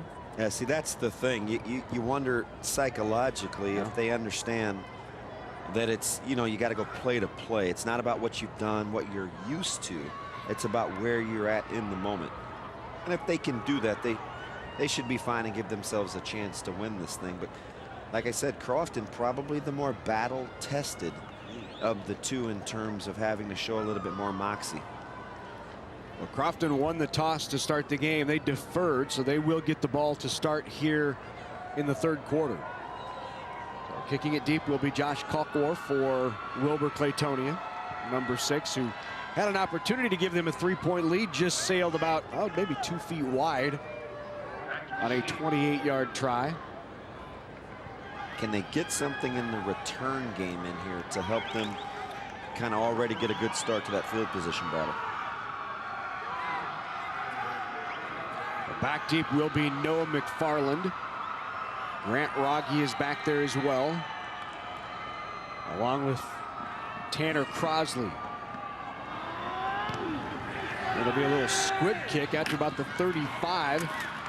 Moves forward to the 38-yard line, so not going to give one of those dangerous returners for Crofton a chance to return it. Instead, they'll take over at the 38-yard line. That's also confidence in your defense. Yeah, and it's also good field position, though, if you're Crofton. Right.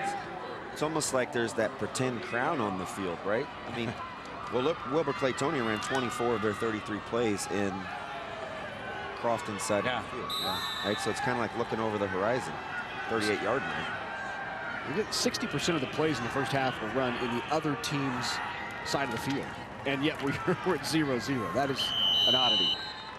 Well, that's a nice little wrinkle right there. Good job of guys in the booth seeing what's available. That little quick counter is kind of the complement to the toss play that they want to run with Tanner Crosley. Can maybe slow Homolchik and those guys down. So that was Jaden Jansen on the carry. Homolka, yep. Gain of 3. It'll bring up 2nd down and 7.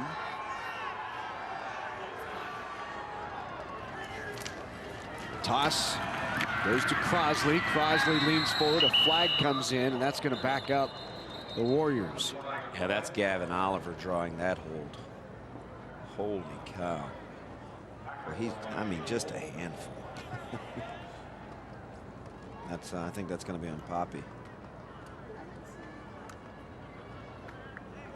Block in the back called against Crofton. That'll back him up 10 yards. Bring up 2nd down and about 13. So that takes you off schedule as an offense. You have to do something that you ordinarily wouldn't do. And right now that's probably, I don't know if you throw the ball right here on 2nd and long, but you had manageable. Now you're out of your comfort zone. Pick it down.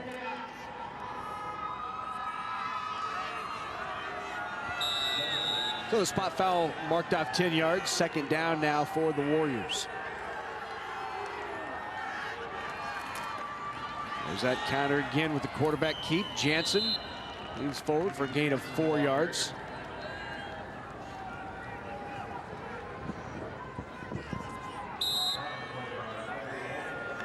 Jaden Jansen, the 6'1" junior, rushed for 218 yards and 6 touchdowns, so it was not a feature of the offense on the ground game. Certainly 840 yards through the air.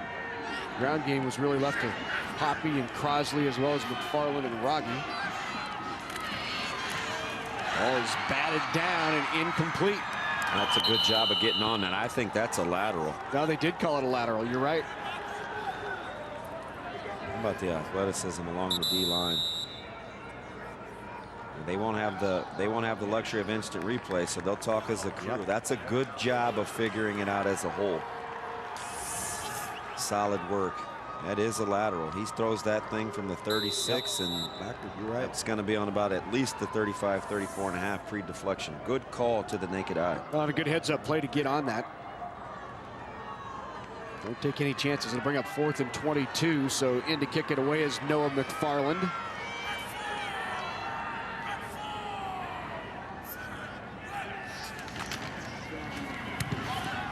Good punt by McFarland.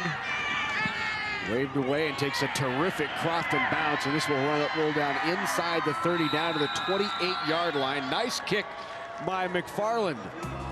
That's where Wilber-Clatonia will take over for its first possession of this 2nd half.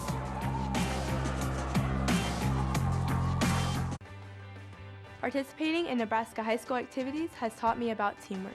I've learned how to lead among my peers. At my high school, I have set goals and I work hard to accomplish them.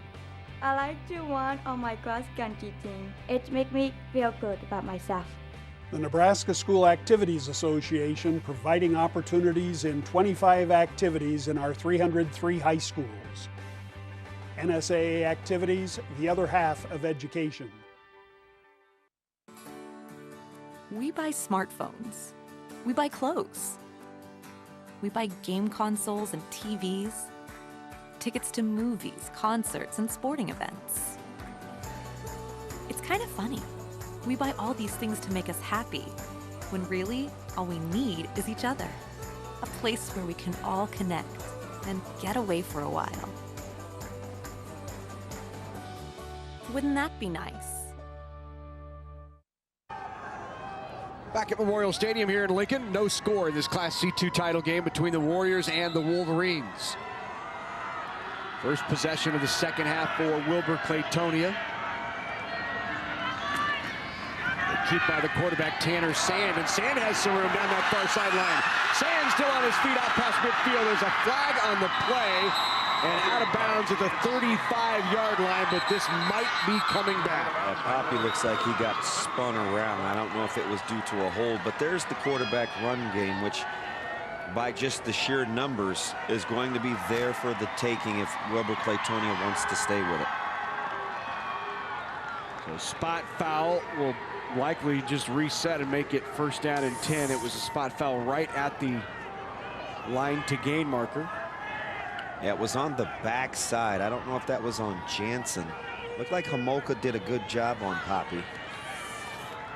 Holding on the offense, 10-yard penalty, first down. That's one of those where the coach always wants to know what number.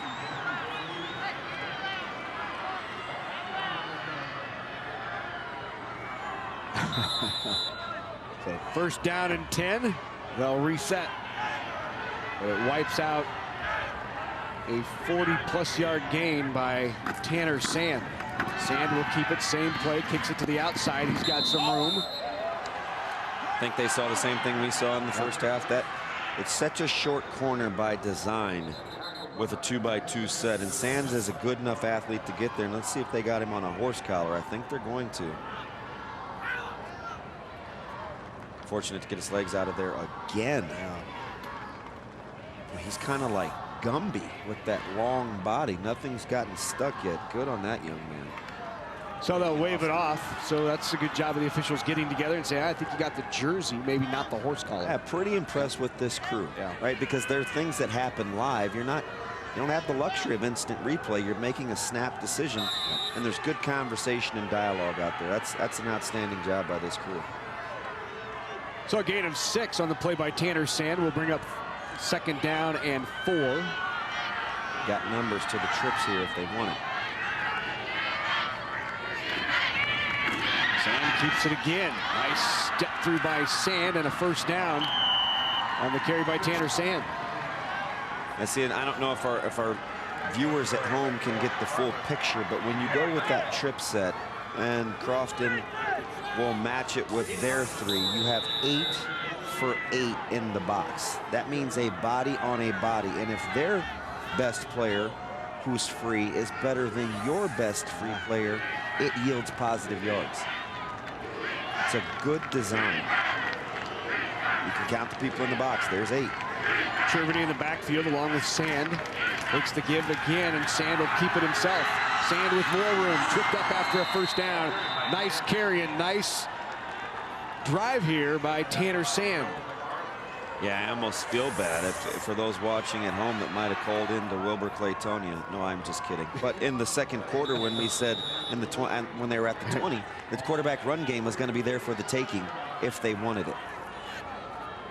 Sand's good athlete. One little I formation here.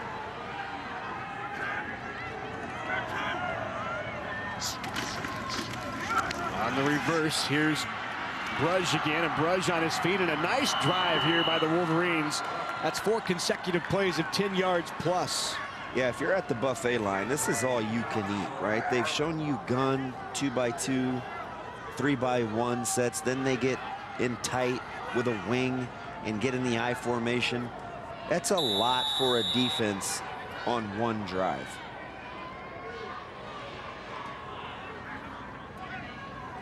Let's go down to the field to Sean Callahan. Guys, just down here on the Crofton sideline, you could just sense the frustration of their defense on this drive. Head coach Tom Allen said we got to seal the outside and make the play, as they've allowed just too much to happen on the edge there, as this is really one of the better drives we've seen from either team here through 3 quarters of play. Coach Allen knows it's not that easy. It's just to seal the edge. There's some good base blocking that's going on out there with Zach Keller and Jelinek, and yeah, I mean, those guys, it's a good offensive line. So you saw the distance left, less than 1, 2nd down at about a half yard. Sand will keep himself, follows it into the hole. That's enough for a 1st down and a gain of 4 by Tanner Sand. Yeah, 2016 football, QB run game. Has been dealing defenses fits here for the last 3 or 4 years as football has evolved. There's no longer the position known as the free safety. Got to be down in the box, right? Yeah, he's got responsibility. He's not free anymore. 8 minutes to go here in quarter number 3. Good drive. Tossed outside, caught there by Rezabek, and Rezabek nowhere to go as he'll lose about a yard. Folks at home may be saying, why throw that out there on 1st down? Well, it's 2-on-2. If he stays outside, he's got a chance to make a play. And they see what's going on, too. There's good matchups out here, too. This one will be all about patience.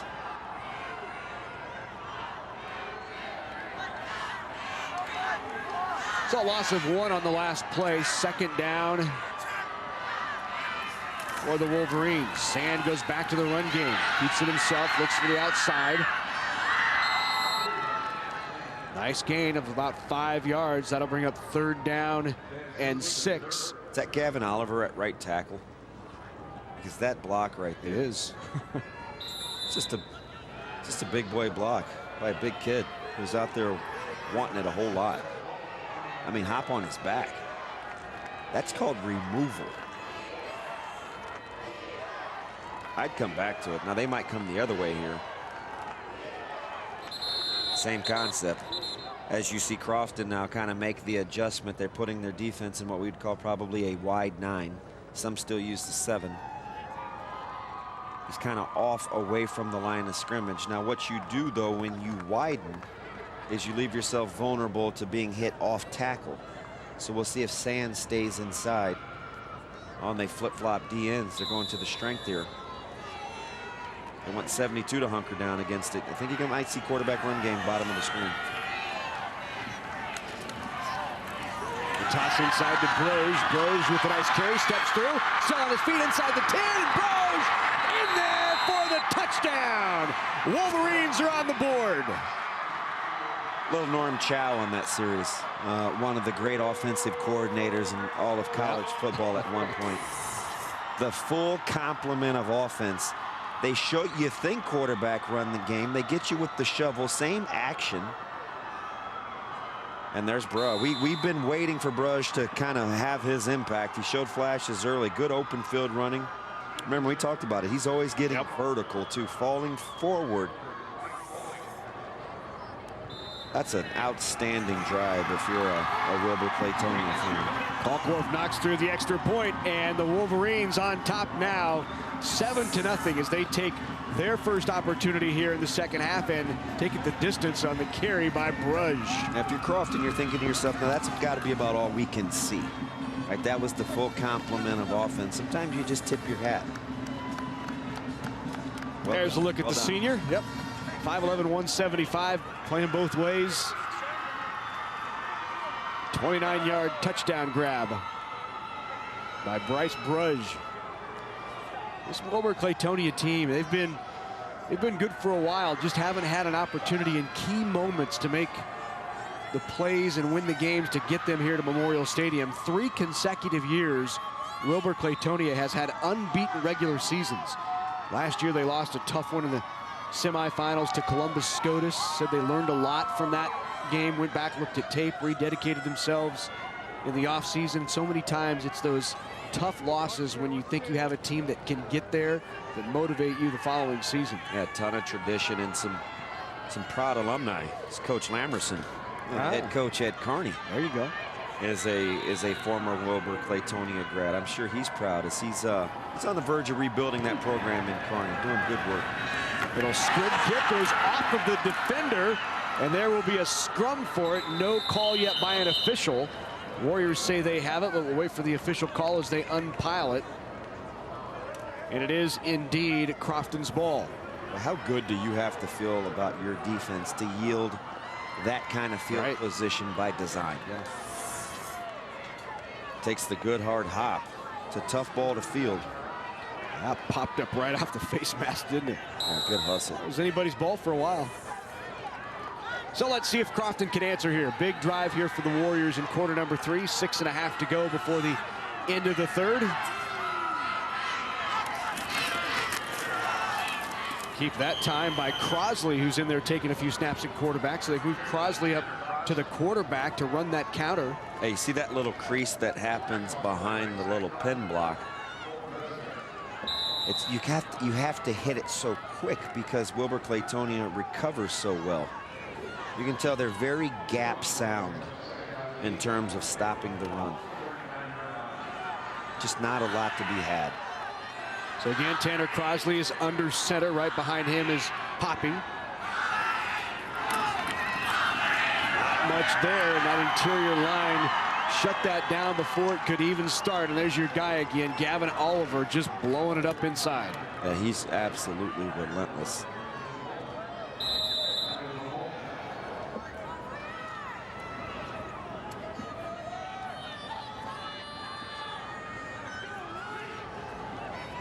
Familiar territory for Crofton. 3rd and long. Just haven't had a lot of manageable yardage. They're averaging 10.5 yards needed on 3rd down. I mean, that's tough sledding.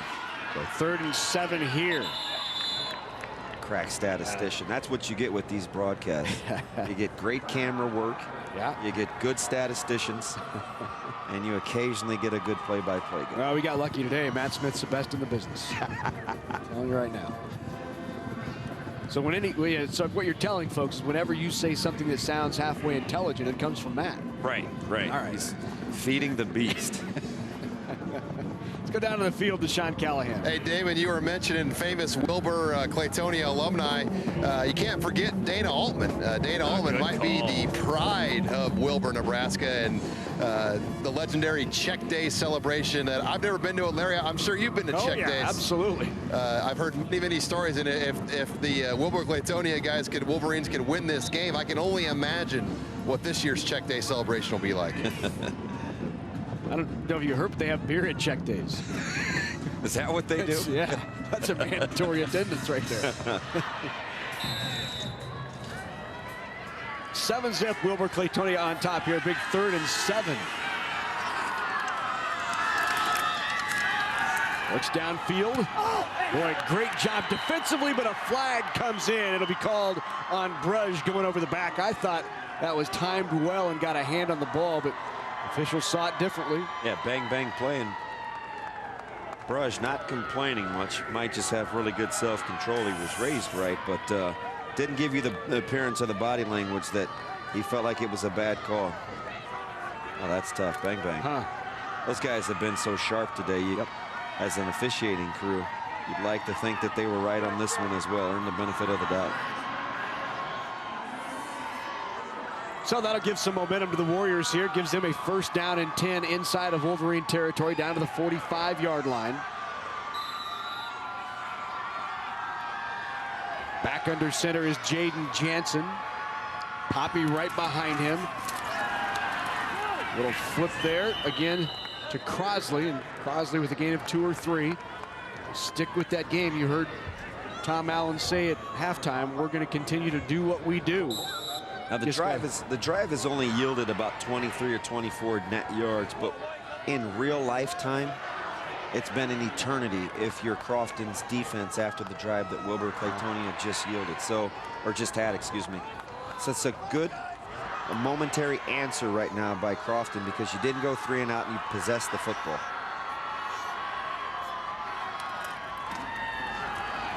Yeah, that crease is there. Nice play, good carry. One of the better runs of the day for the Warriors.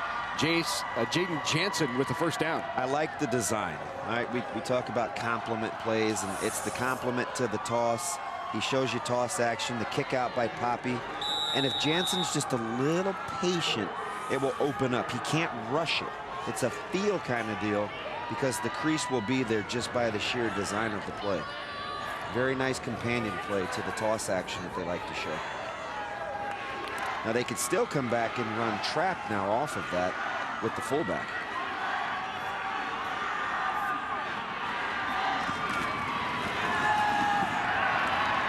Nothing there for Rogge on the carry. Yeah, that's a tough decision. When they go to that Maryland eye, you can expect Wilber-Clatonia to stack the box. You're looking at all 11 in the box. That's big on big.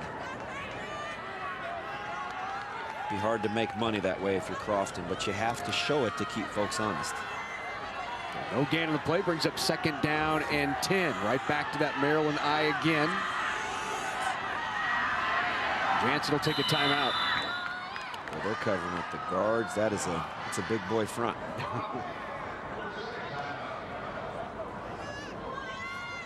So a big drive by Wilber-Clatonia puts them on top 7-0 here in quarter number 3. Right out of that halftime locker room. This is just the 3rd possession of this 3rd quarter. I want to remind you, Husker volleyball continues on NAT Sports this Saturday as the Huskers take the court against 18th ranked Michigan. The Wolverines will be in town, and you can watch live action from the Devaney Center beginning at 7 Central on NAT, Nebraska's home for sports. That's Saturday night at 7. About the crowd. This is an impressive turnout given the weather, size of the communities. Right. It's good numbers. Probably don't even get a sense of how good it is because so many of them are tucked up underneath the overhang, yeah, avoiding the rain. There you get a good look at all the folks. That's fairly impressive. Yes, absolutely. Doesn't always look like it here at Memorial Stadium when you can get 90,000 in here, but that's a good crowd. So 2nd down and 10. The toss. Split to the right side. Nothing there, and Gavin Oliver was there first with the hit. Rezabek there to support as well.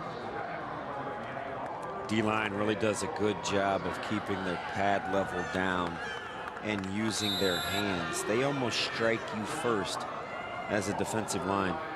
You can tell they're well coached.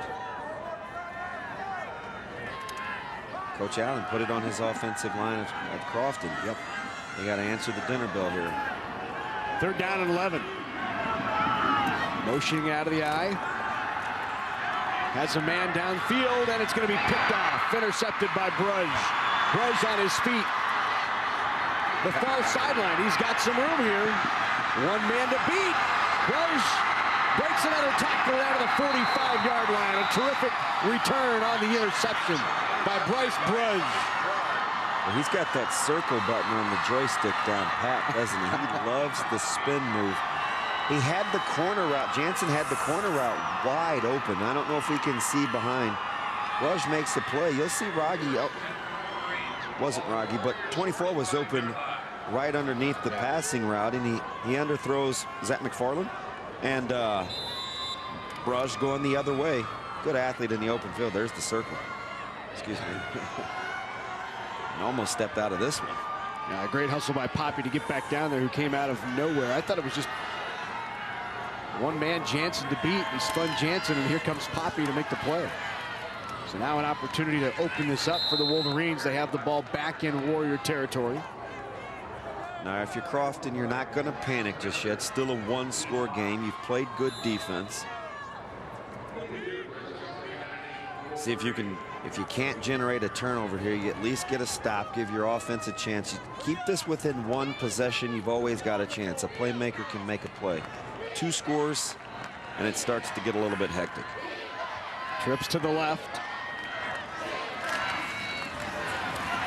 It'll be a keep by Sand, and Sand, a short gain, maybe 2. That'll bring up third, maybe 2. Bring up third down here in about 8. Play inside by Chase Zimmerman. Zimmerman with 43 tackles, 3rd on the team on the year.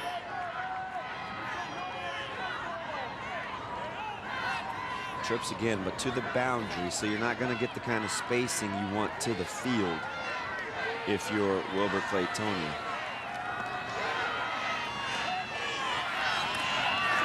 Back to passes Sand.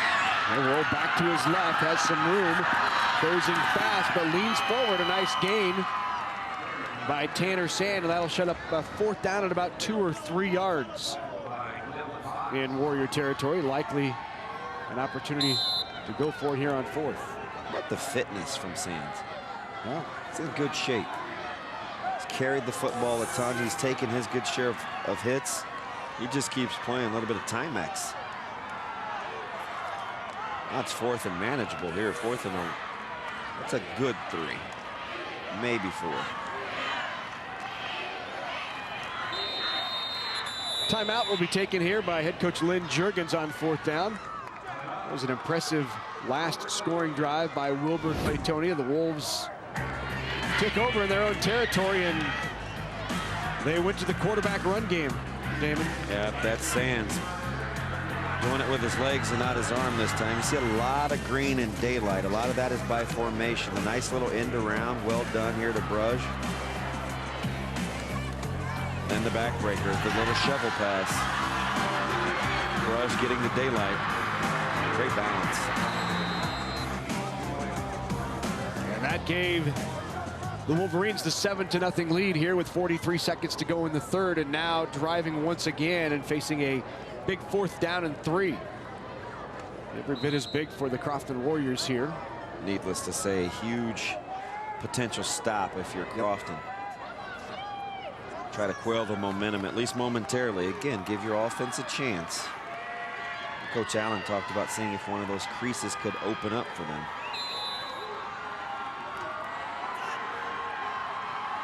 So on 4th down and 3. Triveni in the backfield. Rose in motion. They'll toss to him. Cuts it up inside. Nice carry by Brush, and he has enough for a 1st down. A nice job of putting his foot in the dirt, getting north and south. Didn't want to stretch that out too long. He's got a little bit of a hitch in his giddy up. As tough a kid as he is, that's no hill for a climber. He just looks like a football player, doesn't he? Chin strap broken, jersey torn.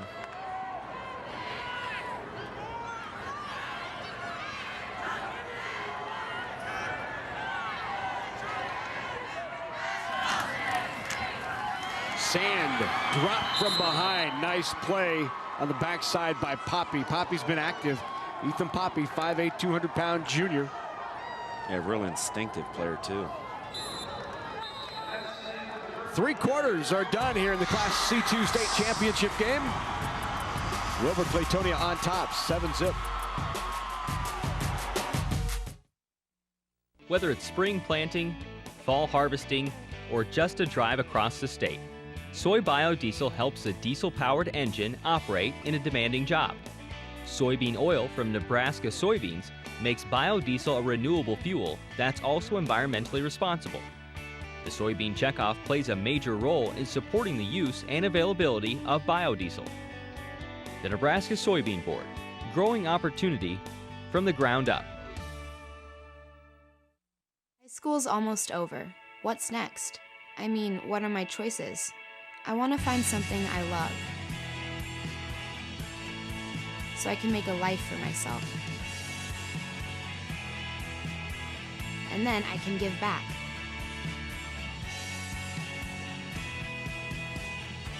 So, how do I get there? Take the next step with Education Quest College Planning Services by visiting educationquest.org.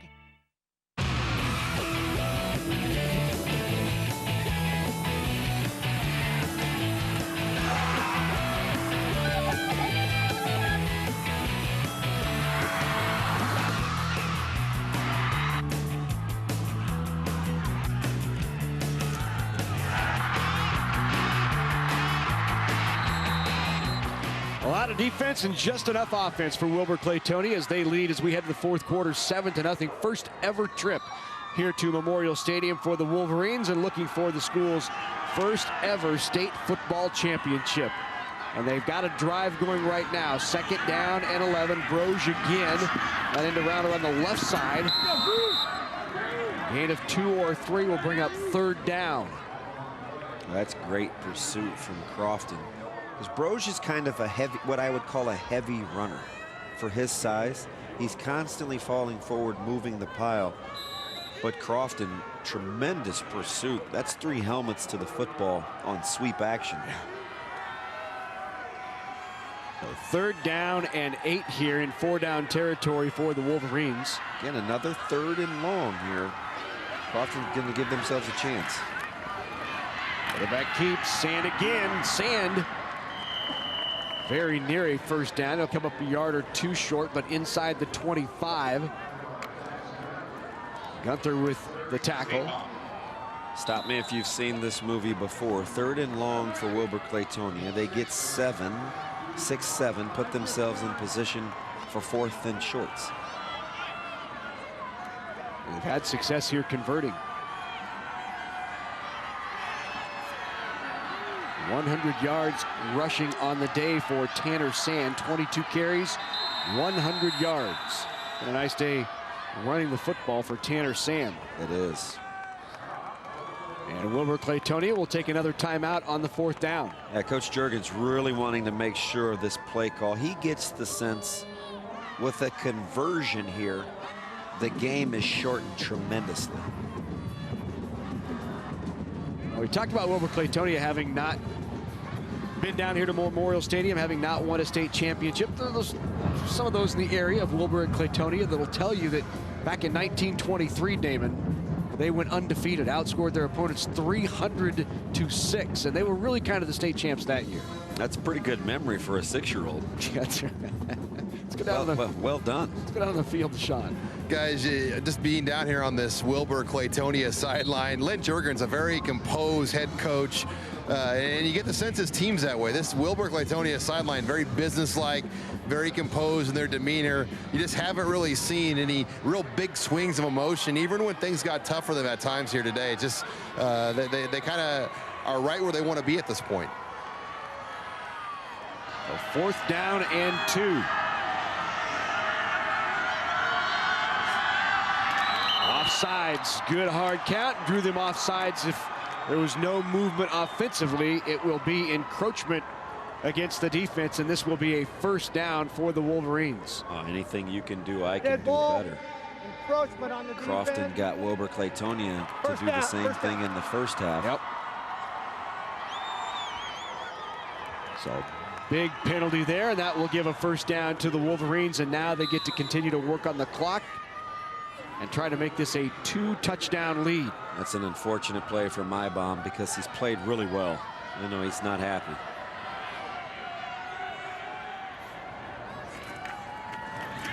Another good fit by Jansen.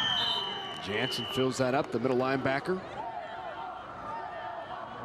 Also in there on the tackle. Underneath the pile is Dylan Potts, who leads this team in tackles with 81.5 on the year. 7 sacks. Potts has been an active guy today. You see, good football play right there. Mybom's going to be able to use a nice little pillow and blanket as well. He's done work today playing both ways.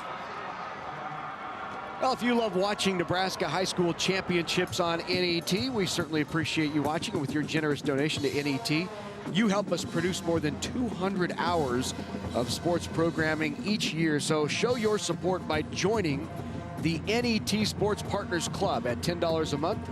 We'll send you an exclusive NET Sports Partners Club fleece jacket. So to get yours, call 800-634-6788, or you can visit netnebraska.org/donate. It's great being here at Memorial Stadium and bringing you these state high school championships across the state of Nebraska. We do it thanks to your support of NET Sports, so we appreciate your support, and great to be here these last 2 days. 3 titles handed out yesterday. 3 more will be crowned today. 1 here in about 10 minutes and 14 seconds. So here's why they called the timeout, Damon. What do they see here? The Crofton Warriors. We had three wide right, 3 wide at the top of the screen. You've gotten there back in it. It's a little bit of a swinging gate formation. You've got numbers here. You toss it out there.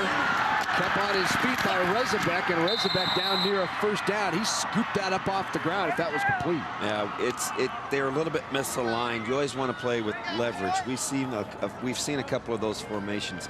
Kind of the same premise that Nebraska uses with their extra point attempts at the university. And so basically Sands is going to check to see if you're lined up correctly. There's a lot of tools in the toolbox for this Wilber-Clatonia offense in terms of formation.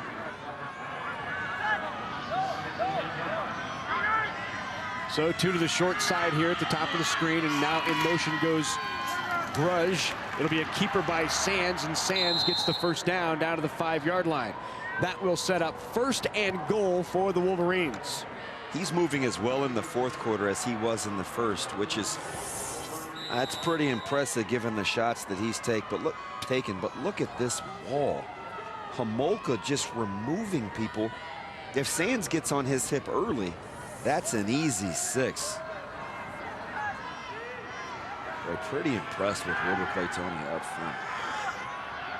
1st and goal from the 5. Lean forward down inside to about the 3-yard line, maybe down to the 2 on the carry by Rezabek. Take a look at Jansen right there. He had that snap count time pretty right. The tough kid. He could play I'd play quarterback with him. Both sides of the ball. So he spotted at the 3-yard line. 2nd down and goal from there. Tanner Sand will sneak it. Sand very near the end zone, but right at the goal line. It'll bring up 3rd down and goal. And what a terrific looking drive, Damon, this is for Wilber-Clatonia. Up by 7, chewing the clock, long drive, small chunks, exactly what kind of breaks the back of a defense. That's a backbreaker indeed. A big 3rd down right here to at least force a decision from Wilber-Clatonia if you're Crofton. Bunched up, Sand under center. He'll keep, drives forward, in there for the touchdown. Tanner Sand puts Wilber-Clatonia on top by 2 touchdowns. Look at 64 at the bottom of the pile. Homolka, strong and active. Good surge. They get the good double. Actually, that's a wedge, and Sands gets right in behind it. That is mission impossible. And Crofton was pretty low outside of Poppy, who was upright. Crofton played with good leverage. Just too much. That's a surge of green. You saw Chervany from behind, kind of churning through there and pushing him into the end zone. 13-zip will be the lead for Wilber-Clatonia. We heard Coach Allen at the half say, listen, throwing the ball around the yard is not who we are, but he's got to give his team a chance here. Down 2 scores with only 8 minutes and some change to play.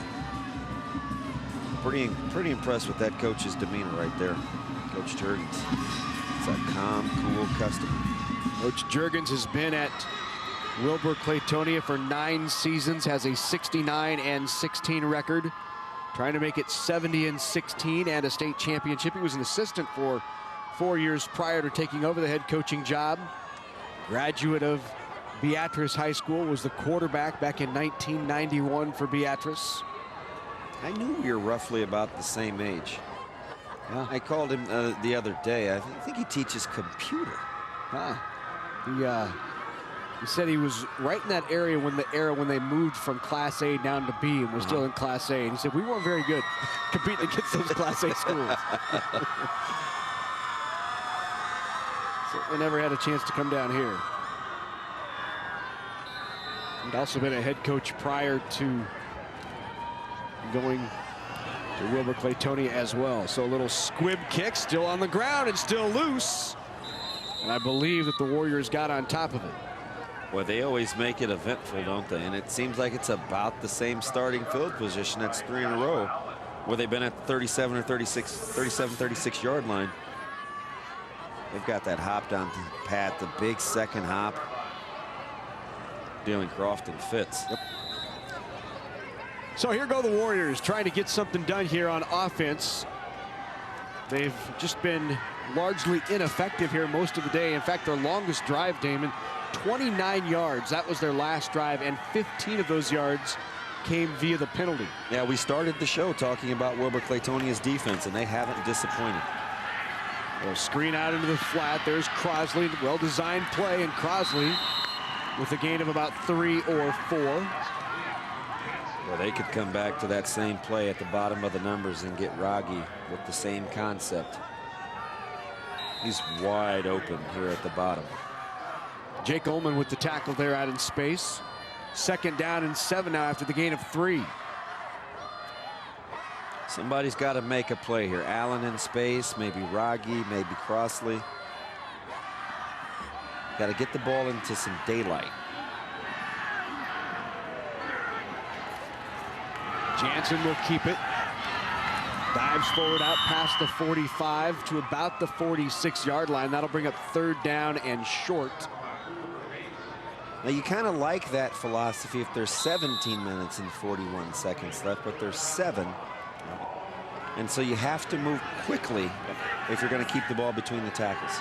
3rd down and 1. Leans forward, not sure he got it right at that 47-yard line is what he needed to get. I'm not sure he reached the 47. Nice play inside by Zach Keller. He gets the left foot spot. It's worth a measurement. I think it's a 1st down. They're going to call 4th down.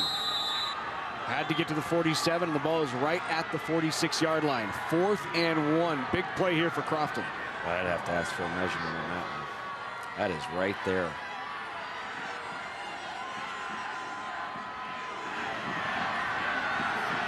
Jansen under center. 4th down and 1. The toss. And he leaned forward. Got it for Crosley. I'd had to ask for a measurement on that one. That was, well, we had one last night. Not that it was the difference in the game, but actually by the last link right first on the chain. That was about an inch. That might have kept us off the running clock. Yeah. Yep.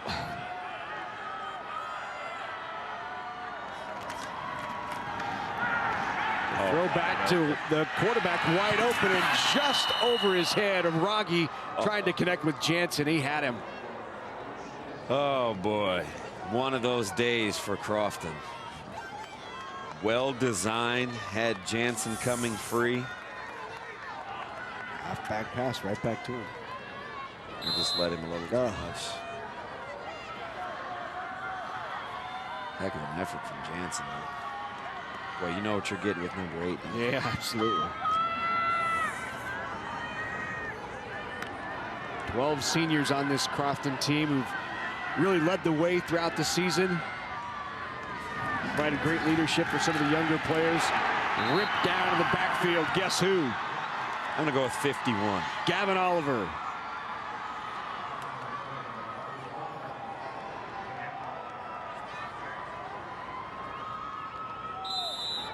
That is an intense bunch.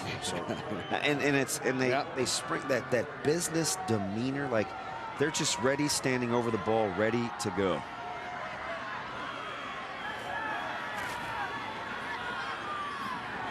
Third down and long here. 3rd and 13. On the reverse flag, and that will go against Crofton. Backed him up 5 yards. Make it 3rd down and 18 now, and not a situation that this Crofton offense wants to be in. Ball start. Yeah, been a lot of 3rd longs for this football team today.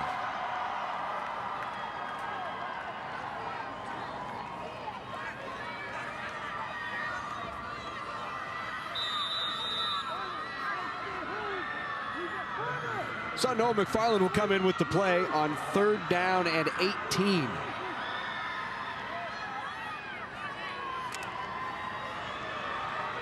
It has been great work by those guys up front for the Wolverines.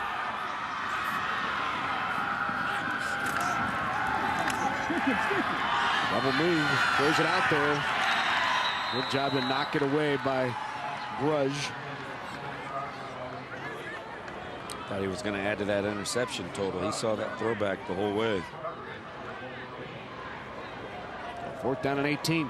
His demeanor doesn't change much either. One of those where the team kind of takes on the personality of the coach, right? Yeah, good job of trying to high point that. Just good defense. That's a good point about taking on the demeanor of their head coach.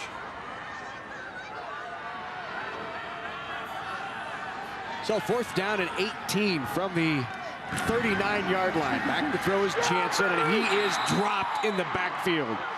Great pressure from that right side, and that's Jake Ullman making the play in the sack. That's 6 sacks on the season for Ullman. And that will turn it over on downs, and now with 5:20 left in a situation where Wilber-Clatonia can just start working on the clock. That tough shot that Jansen took. Yeah. Well, let's go down to the field to Sean Callahan. Guys, you think about just the landscapes of Class C1 and Class C2 and how they've changed just over the last year. A year ago, Wilber-Clatonia was losing in the semifinals to the eventual state champion Columbus SCOTUS, where David City Aquinas was here in this game. Well, now Aquinas is in C1. They got beat by O'Neill in the playoffs, and Wilber-Clatonia is the team that moved down, and they're going to try to become, I think, that new type of dynasty here in C2 without David City Aquinas around, who's really had a stranglehold on this Class C2 for the last several years. That's a great point, Sean. Yeah, Coach Mimic and company down at David City. That is some program. We're watching Pellin run wild last year. Yeah. I coached with 2 guys from David City at Omaha North. Quality guys, Coach Uronic and Jared Meisenberg. Rich tradition. This drive started for Wilber-Clatonia at the 31. Their average starting position, field position, their own 47. Look at Brej again, down inside the 10-yard line, and the carry by Bryce Brej, who's just had a terrific afternoon here for the Wolverines. And I see your surprise face that he's surging forward after running the football. Watch him just puts his foot in the dirt, gets back vertical, knows the shortest distance is a straight line. He smelled pay dirt. It's a nice tackle in the open field.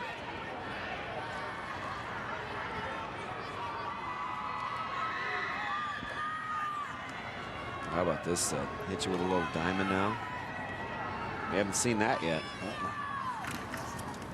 It'll be the keep by Sand. Down to the 8-yard line. You strike me as kind of a USA steak and buffet guy. Are you more Golden Corral? I'm not much of a buffet guy. That's a full. That's a full compliment. We got some down there though, don't we? This a full complement of offense. There are a few buffet guys down there. Goodness. It's just variety. Spread, power, tempo. Do a lot of different things.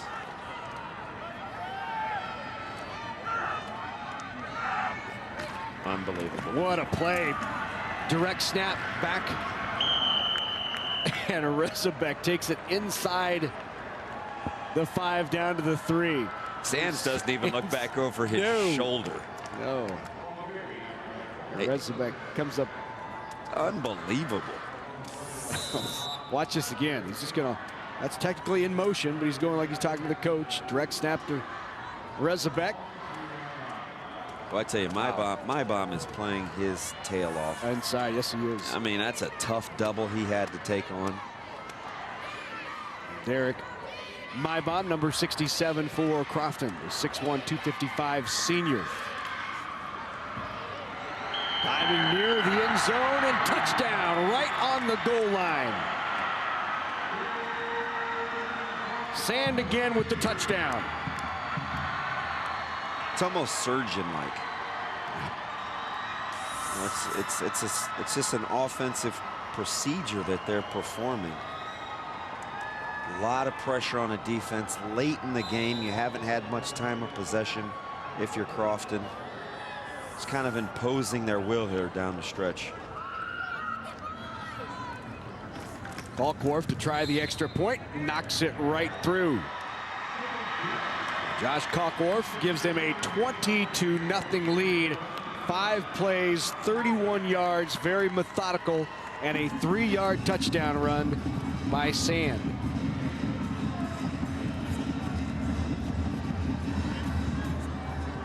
A good opportunity for you to pick up a DVD of these state high school football championships. If you'd like a copy from the NSAA football championships, just call 1-800-868-1868 or visit netnebraska.org.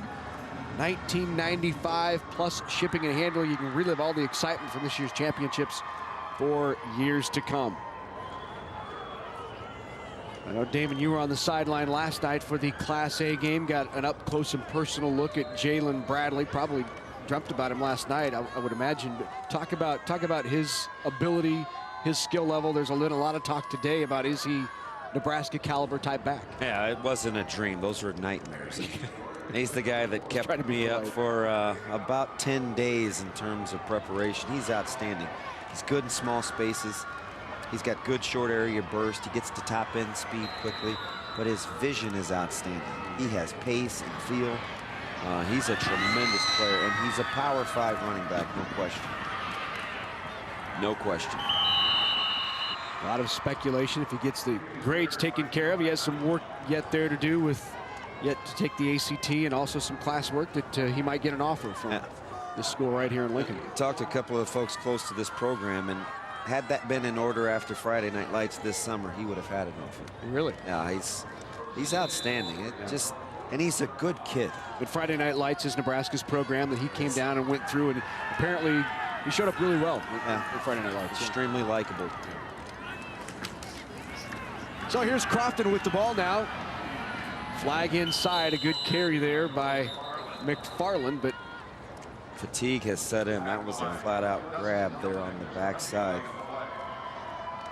Just stay the course. That's a heck of a season. 10-2 is nothing to hang your head about. Well, they play in, Crofton plays in the toughest district in Class C2. Yeah, look at that schedule. Oh yeah, Cedar Catholic, Lutheran High was terrific this year. Ponca, Stanton lost to Battle Creek. They had to play Battle Creek twice. Yeah. Some great stories in C2. How about UTAN? Yeah. As a 16 seed. Yeah, kind of came out of nowhere, didn't they? Made the semifinals. That's outstanding. I'm 4 kids. It's a heck of a story.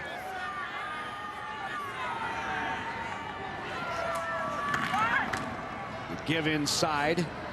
Not much there for Josh Allen. First time we've called Allen's number today on the carry.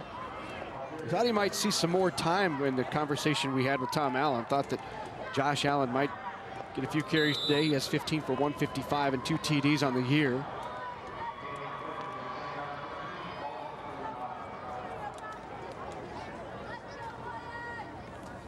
Yeah, if Coach Allen, he's proud of his kids. Yep. And that was his son. Yep. You always like it with a win, but at this juncture, sometimes you look across at the team and that you're playing, and you understand that's a really good football team, and nothing to hang your head about. Wilber-Clatonia is well put together. That is a well-oiled machine, and they're so good up front. Yeah. I mean, you don't even know where to start. Oliver, Keller, Homolka. The guys they have behind them aren't, they aren't small. It's a talented bunch. Yeah. Could be setting up, as Sean said, to be, create a little bit of dynasty of their own here in Class C2. Wilber-Clatonia under head coach Lynn Juergens. Numbers are so important. They are anyway, but typically the smaller the communities, the more important numbers are, and they have such good numbers. Yep. Truly strength in numbers. Guys spend a lot of time in the weight room as well. Growing them big. Heck, we'd take 260, 280 across the front. Well, the Wolverines have done this really to everyone all year long. On 4th down and 11, an opportunity to pick up a first. Thrown out of bounds, and they will turn it over on downs. Nice carry, though, by Crosley. One of his best runs of the day. A good sportsmanship and a pat on the back there from the Wolverines. The Wolverines have done this to everyone all year long. They've smashed through 12 foes by an average of 42-4, including 7 shutouts, and they are going to pick up their 8th shutout of the year here in this state championship game. What a season and what a finish for the Wolverines. And of all the formations we've seen today, this is the one, right? This is perhaps the best, because it means victory.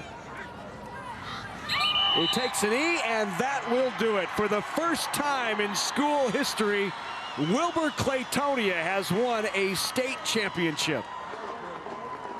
Hugs all the way around for Coach Lynn Juergens. Handshakes on the field, and that does it. It's a final. C2 champs from Wilber-Clatonia. Stayed the course. It was even at half in that first drive to start quarter number 3.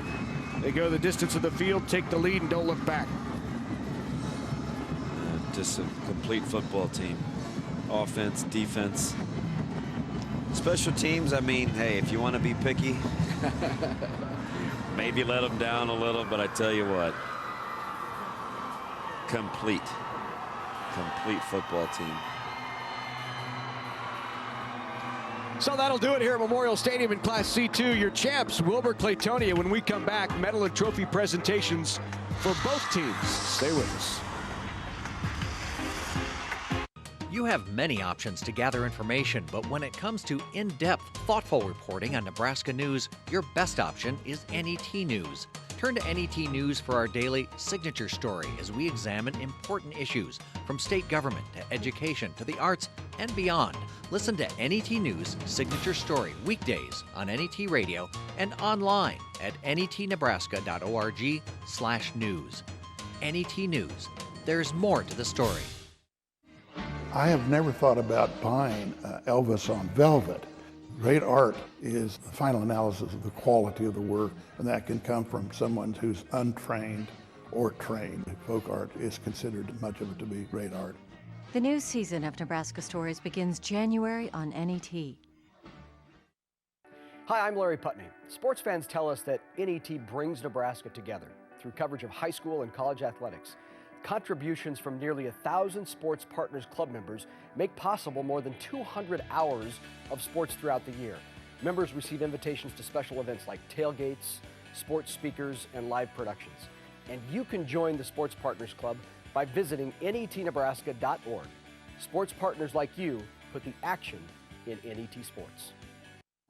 Watch Nebraska volleyball on NET Sports. Michigan versus Nebraska Huskers, Saturday, November 26th at 7 Central on NET.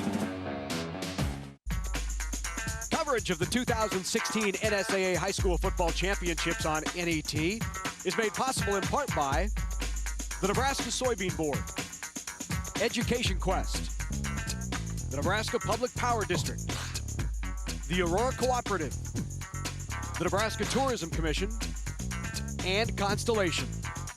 A big thank you to all of our sponsors who help us bring you the best high school athletes from across the state. We could not do it without your support. So the final 20-0 Wilber-Clatonia, your state champs in Class C2. If you'd like a DVD copy of today's game from the NSAA State Football Championships, just call 1-800-868-1868 or visit netnebraska.org. For $19.95 plus shipping and handling, you can relive all of the exciting moments from this year's state championships by getting a DVD. Now for the introduction of players, medal, and trophy presentations, let's go to Doc Weiniger. The Nebraska School Activities Association is honored to have medals and trophies for both of these outstanding teams. Presentations will be made by NSAA Executive Director Dr. Jim Tenneper, NSAA Board of Directors Mark Norvell from Fillmore Central, Jay Beller from Battle Creek, and U.S. Bank Representative Alyssa Huber. Here are the awards for runner-up Crofton High School. Head coach Tom Allen and his assistants will present the silver medals. Players, please come forward as your name is called. Number 4, Tanner Crosley. Number 7, Connor Dahl. Number 8, Jaden Jensen. Number 9, Andy Knapp. Number 10, Peyton Bartles. Number 12, Joshua Allen. Number 15, Cody Crosley.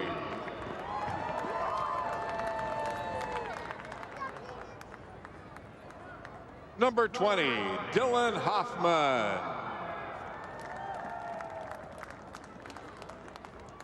Number 21, Noah Lancaster. Number 22, Ethan Poppy. Number 24, Noah McFarland. Number 27, Grant Rogge. Number 30, Levi Suey.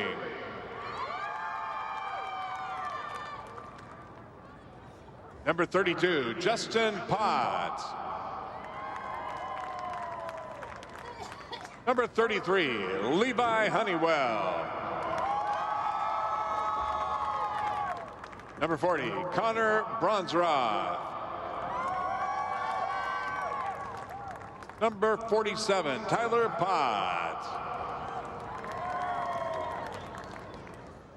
Number 50, Logan Leader. Number 51, Nathan Schmidt. Number 55, Chase Zimmerman. Number 56, Dylan Potts. Number 57, Caleb Johnson. Number 61, Kyle Bromschreider. Number 64, Jason Zabadil. Number 67, Derek Maybaum. Number 70, Paul Burbach. Number 71, Blake Zabadil. Number 72, Jackson Gunther. Number 76, Jaron Sage. Number 84, Justice Holland. Number 86, Colby Lang.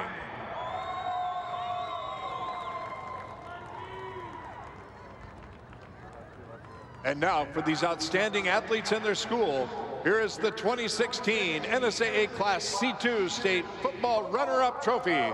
Congratulations, Crofton High School. So for the second time, Crofton will take home a Class C2 runner-up trophy. Congratulations on a terrific season, finishing the year at 10-3. And what a trip to make it down here to Memorial Stadium. Wins in the postseason over Central City, a tough one against Valentine. They went late in the game to win that 27-20, and then the win over Battle Creek, which is a tremendous win, having lost to them earlier in the year. That was avenged, short-lived. That's a good football team. Just physically, it was going to be it's a pretty daunting task with this Wilber-Clatonia bunch. Let's go back to Doc Weiniger.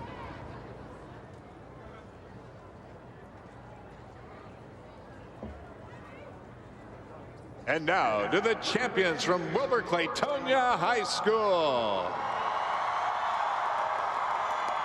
Head coach Lynn Juergens, we have a special award for you.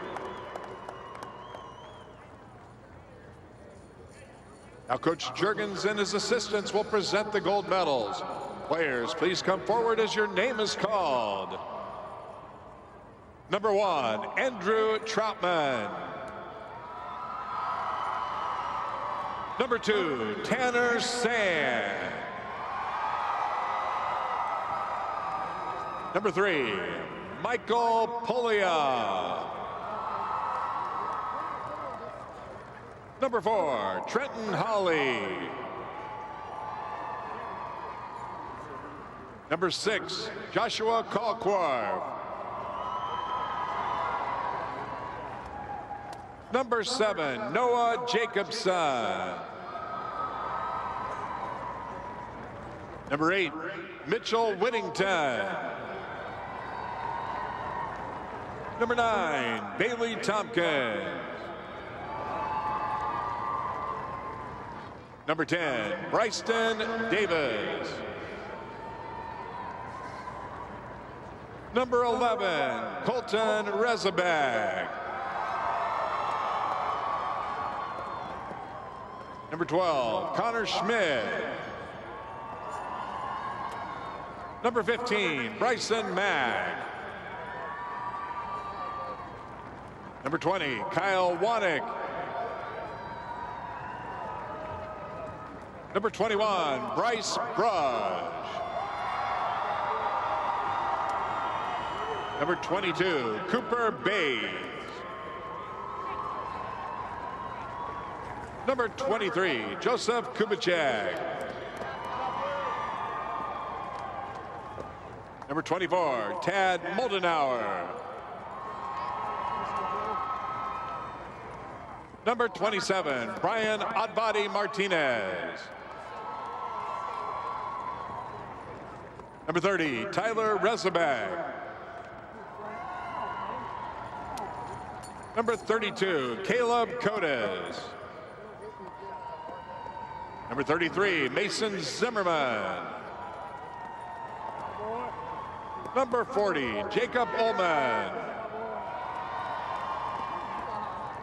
Number 42, Hunter Chervney. Number 50, Dustin Jelinek. Number 51, Gavin Oliver. Number 52, Michael Tinsley. Number 53, Hayden Bear. Number 54, Carson Bays. Number 55, Jacob Hefner. Number 56, Along Savanavong. Number 57, Kyle Williamson. Number 58, Easton Henkel. Number 64, Riley Homolka.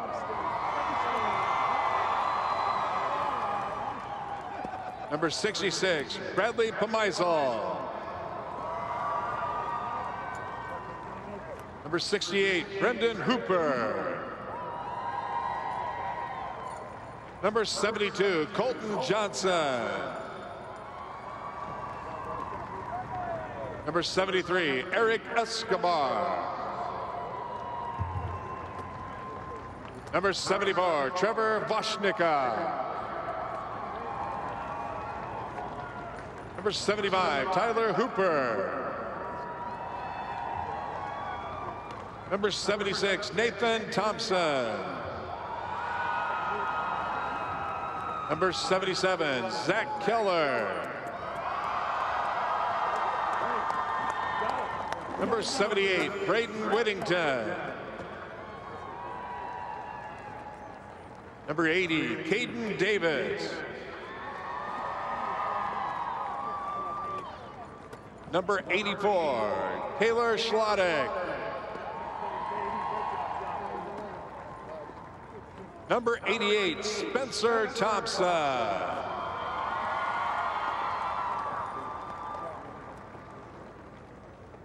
Presenting the championship game ball from Farmers Mutual Insurance, Chairman, President, and CEO, Mark Walls.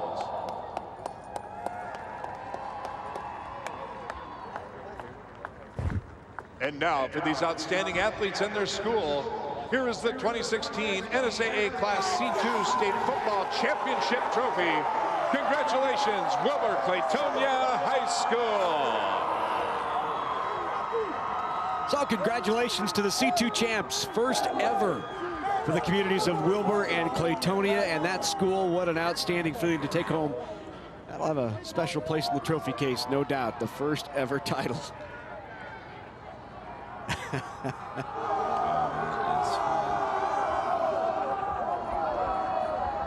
They've got some great additions.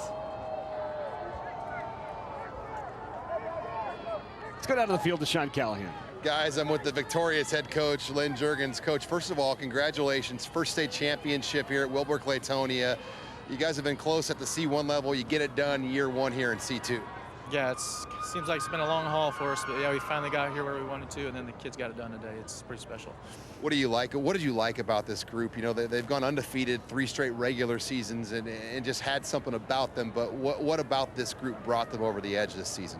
I really think it goes back to our semifinal game last year with Columbus SCOTUS. When we got beat, these kids, a lot of kids are crying after their last game, and these kids were upset. They were bound and determined they were not going to let that happen again this year, and I think that was kind of the mission that we've had all year. This defense, how much did they just play a factor in setting the tone? You knew it was going to be an ugly, kind of wet day out here, and they really made it tough on Crofton in every aspect. Yeah, they've done it all year. I mean, they're really special, and it starts with our big guys up front. They really make it difficult for teams to get much going, and they're just a special group. Well, Coach, congratulations. Let's talk to some of these state championship players of yours. Guys, come on in here. Got a couple of guys here. Riley Homolka, defensive lineman here, and offensive lineman. First of all, what's it feel like? You guys were so close to getting this done the last couple of years. You get it done here today. It's the greatest feeling of my life. It's so awesome. I love playing with these guys, and I wouldn't trade it for the world. I love the coaches. Greatest thing I've ever experienced. Love it. This defense, you guys have shut down about everybody you played this year. I mean, what's just the mindset of your defense, and what made you guys successful here over this championship season? Weight room every day, twice a day sometimes, flipping tires at night when no one else is doing anything. People are out partying, you know, we're working our butts off, and I think that's a key. Congratulations. Let's talk to Bryce Brose here now, as well as you look at this state championship. What does this mean to the town of Wilber-Clatonia? You guys have never won a football state championship before. It's a great reward for everyone. Everyone's so happy for each other. We do it for the community, for us, for our team, for our coaches. It's a great feeling. You guys were so close last year. I mean, you took Columbus SCOTUS in the semifinals, and they ended up winning C1. And when you guys made that move down to C2, how many of you guys were like, we can do this? You know, this is our class. We could step in here and take over Class C2 here in our first year. We had the confidence going into the season, and we knew what it took after SCOTUS just whooped us. So we saw new teams, and we just kind of shut them down on defense, and then our offense was good enough to get us points on the board. Well, Bryce, congratulations. Go enjoy that state championship. Thank you. All right, guys, back up to you. All right, thanks very much, Sean. Congratulations to the state champs. Final thoughts, Damon? Well, I tell you what, you hear it all the time, right? It starts up front. Yeah. That's a prime example. There were some men out there today for Wilber-Clatonia. It was an impressive bunch. We knew that defense was good. They're as good as advertised. Well, coming up later this afternoon, 2:30 on NET, the Class C1 State Championship. Bishop Neumann, the Cavaliers, taking on the O'Neill Eagles. I know that's another one Damon's excited about. We'll have that for you right here on NET at 2:30. So one final time for Damon Benning and for Sean Callahan.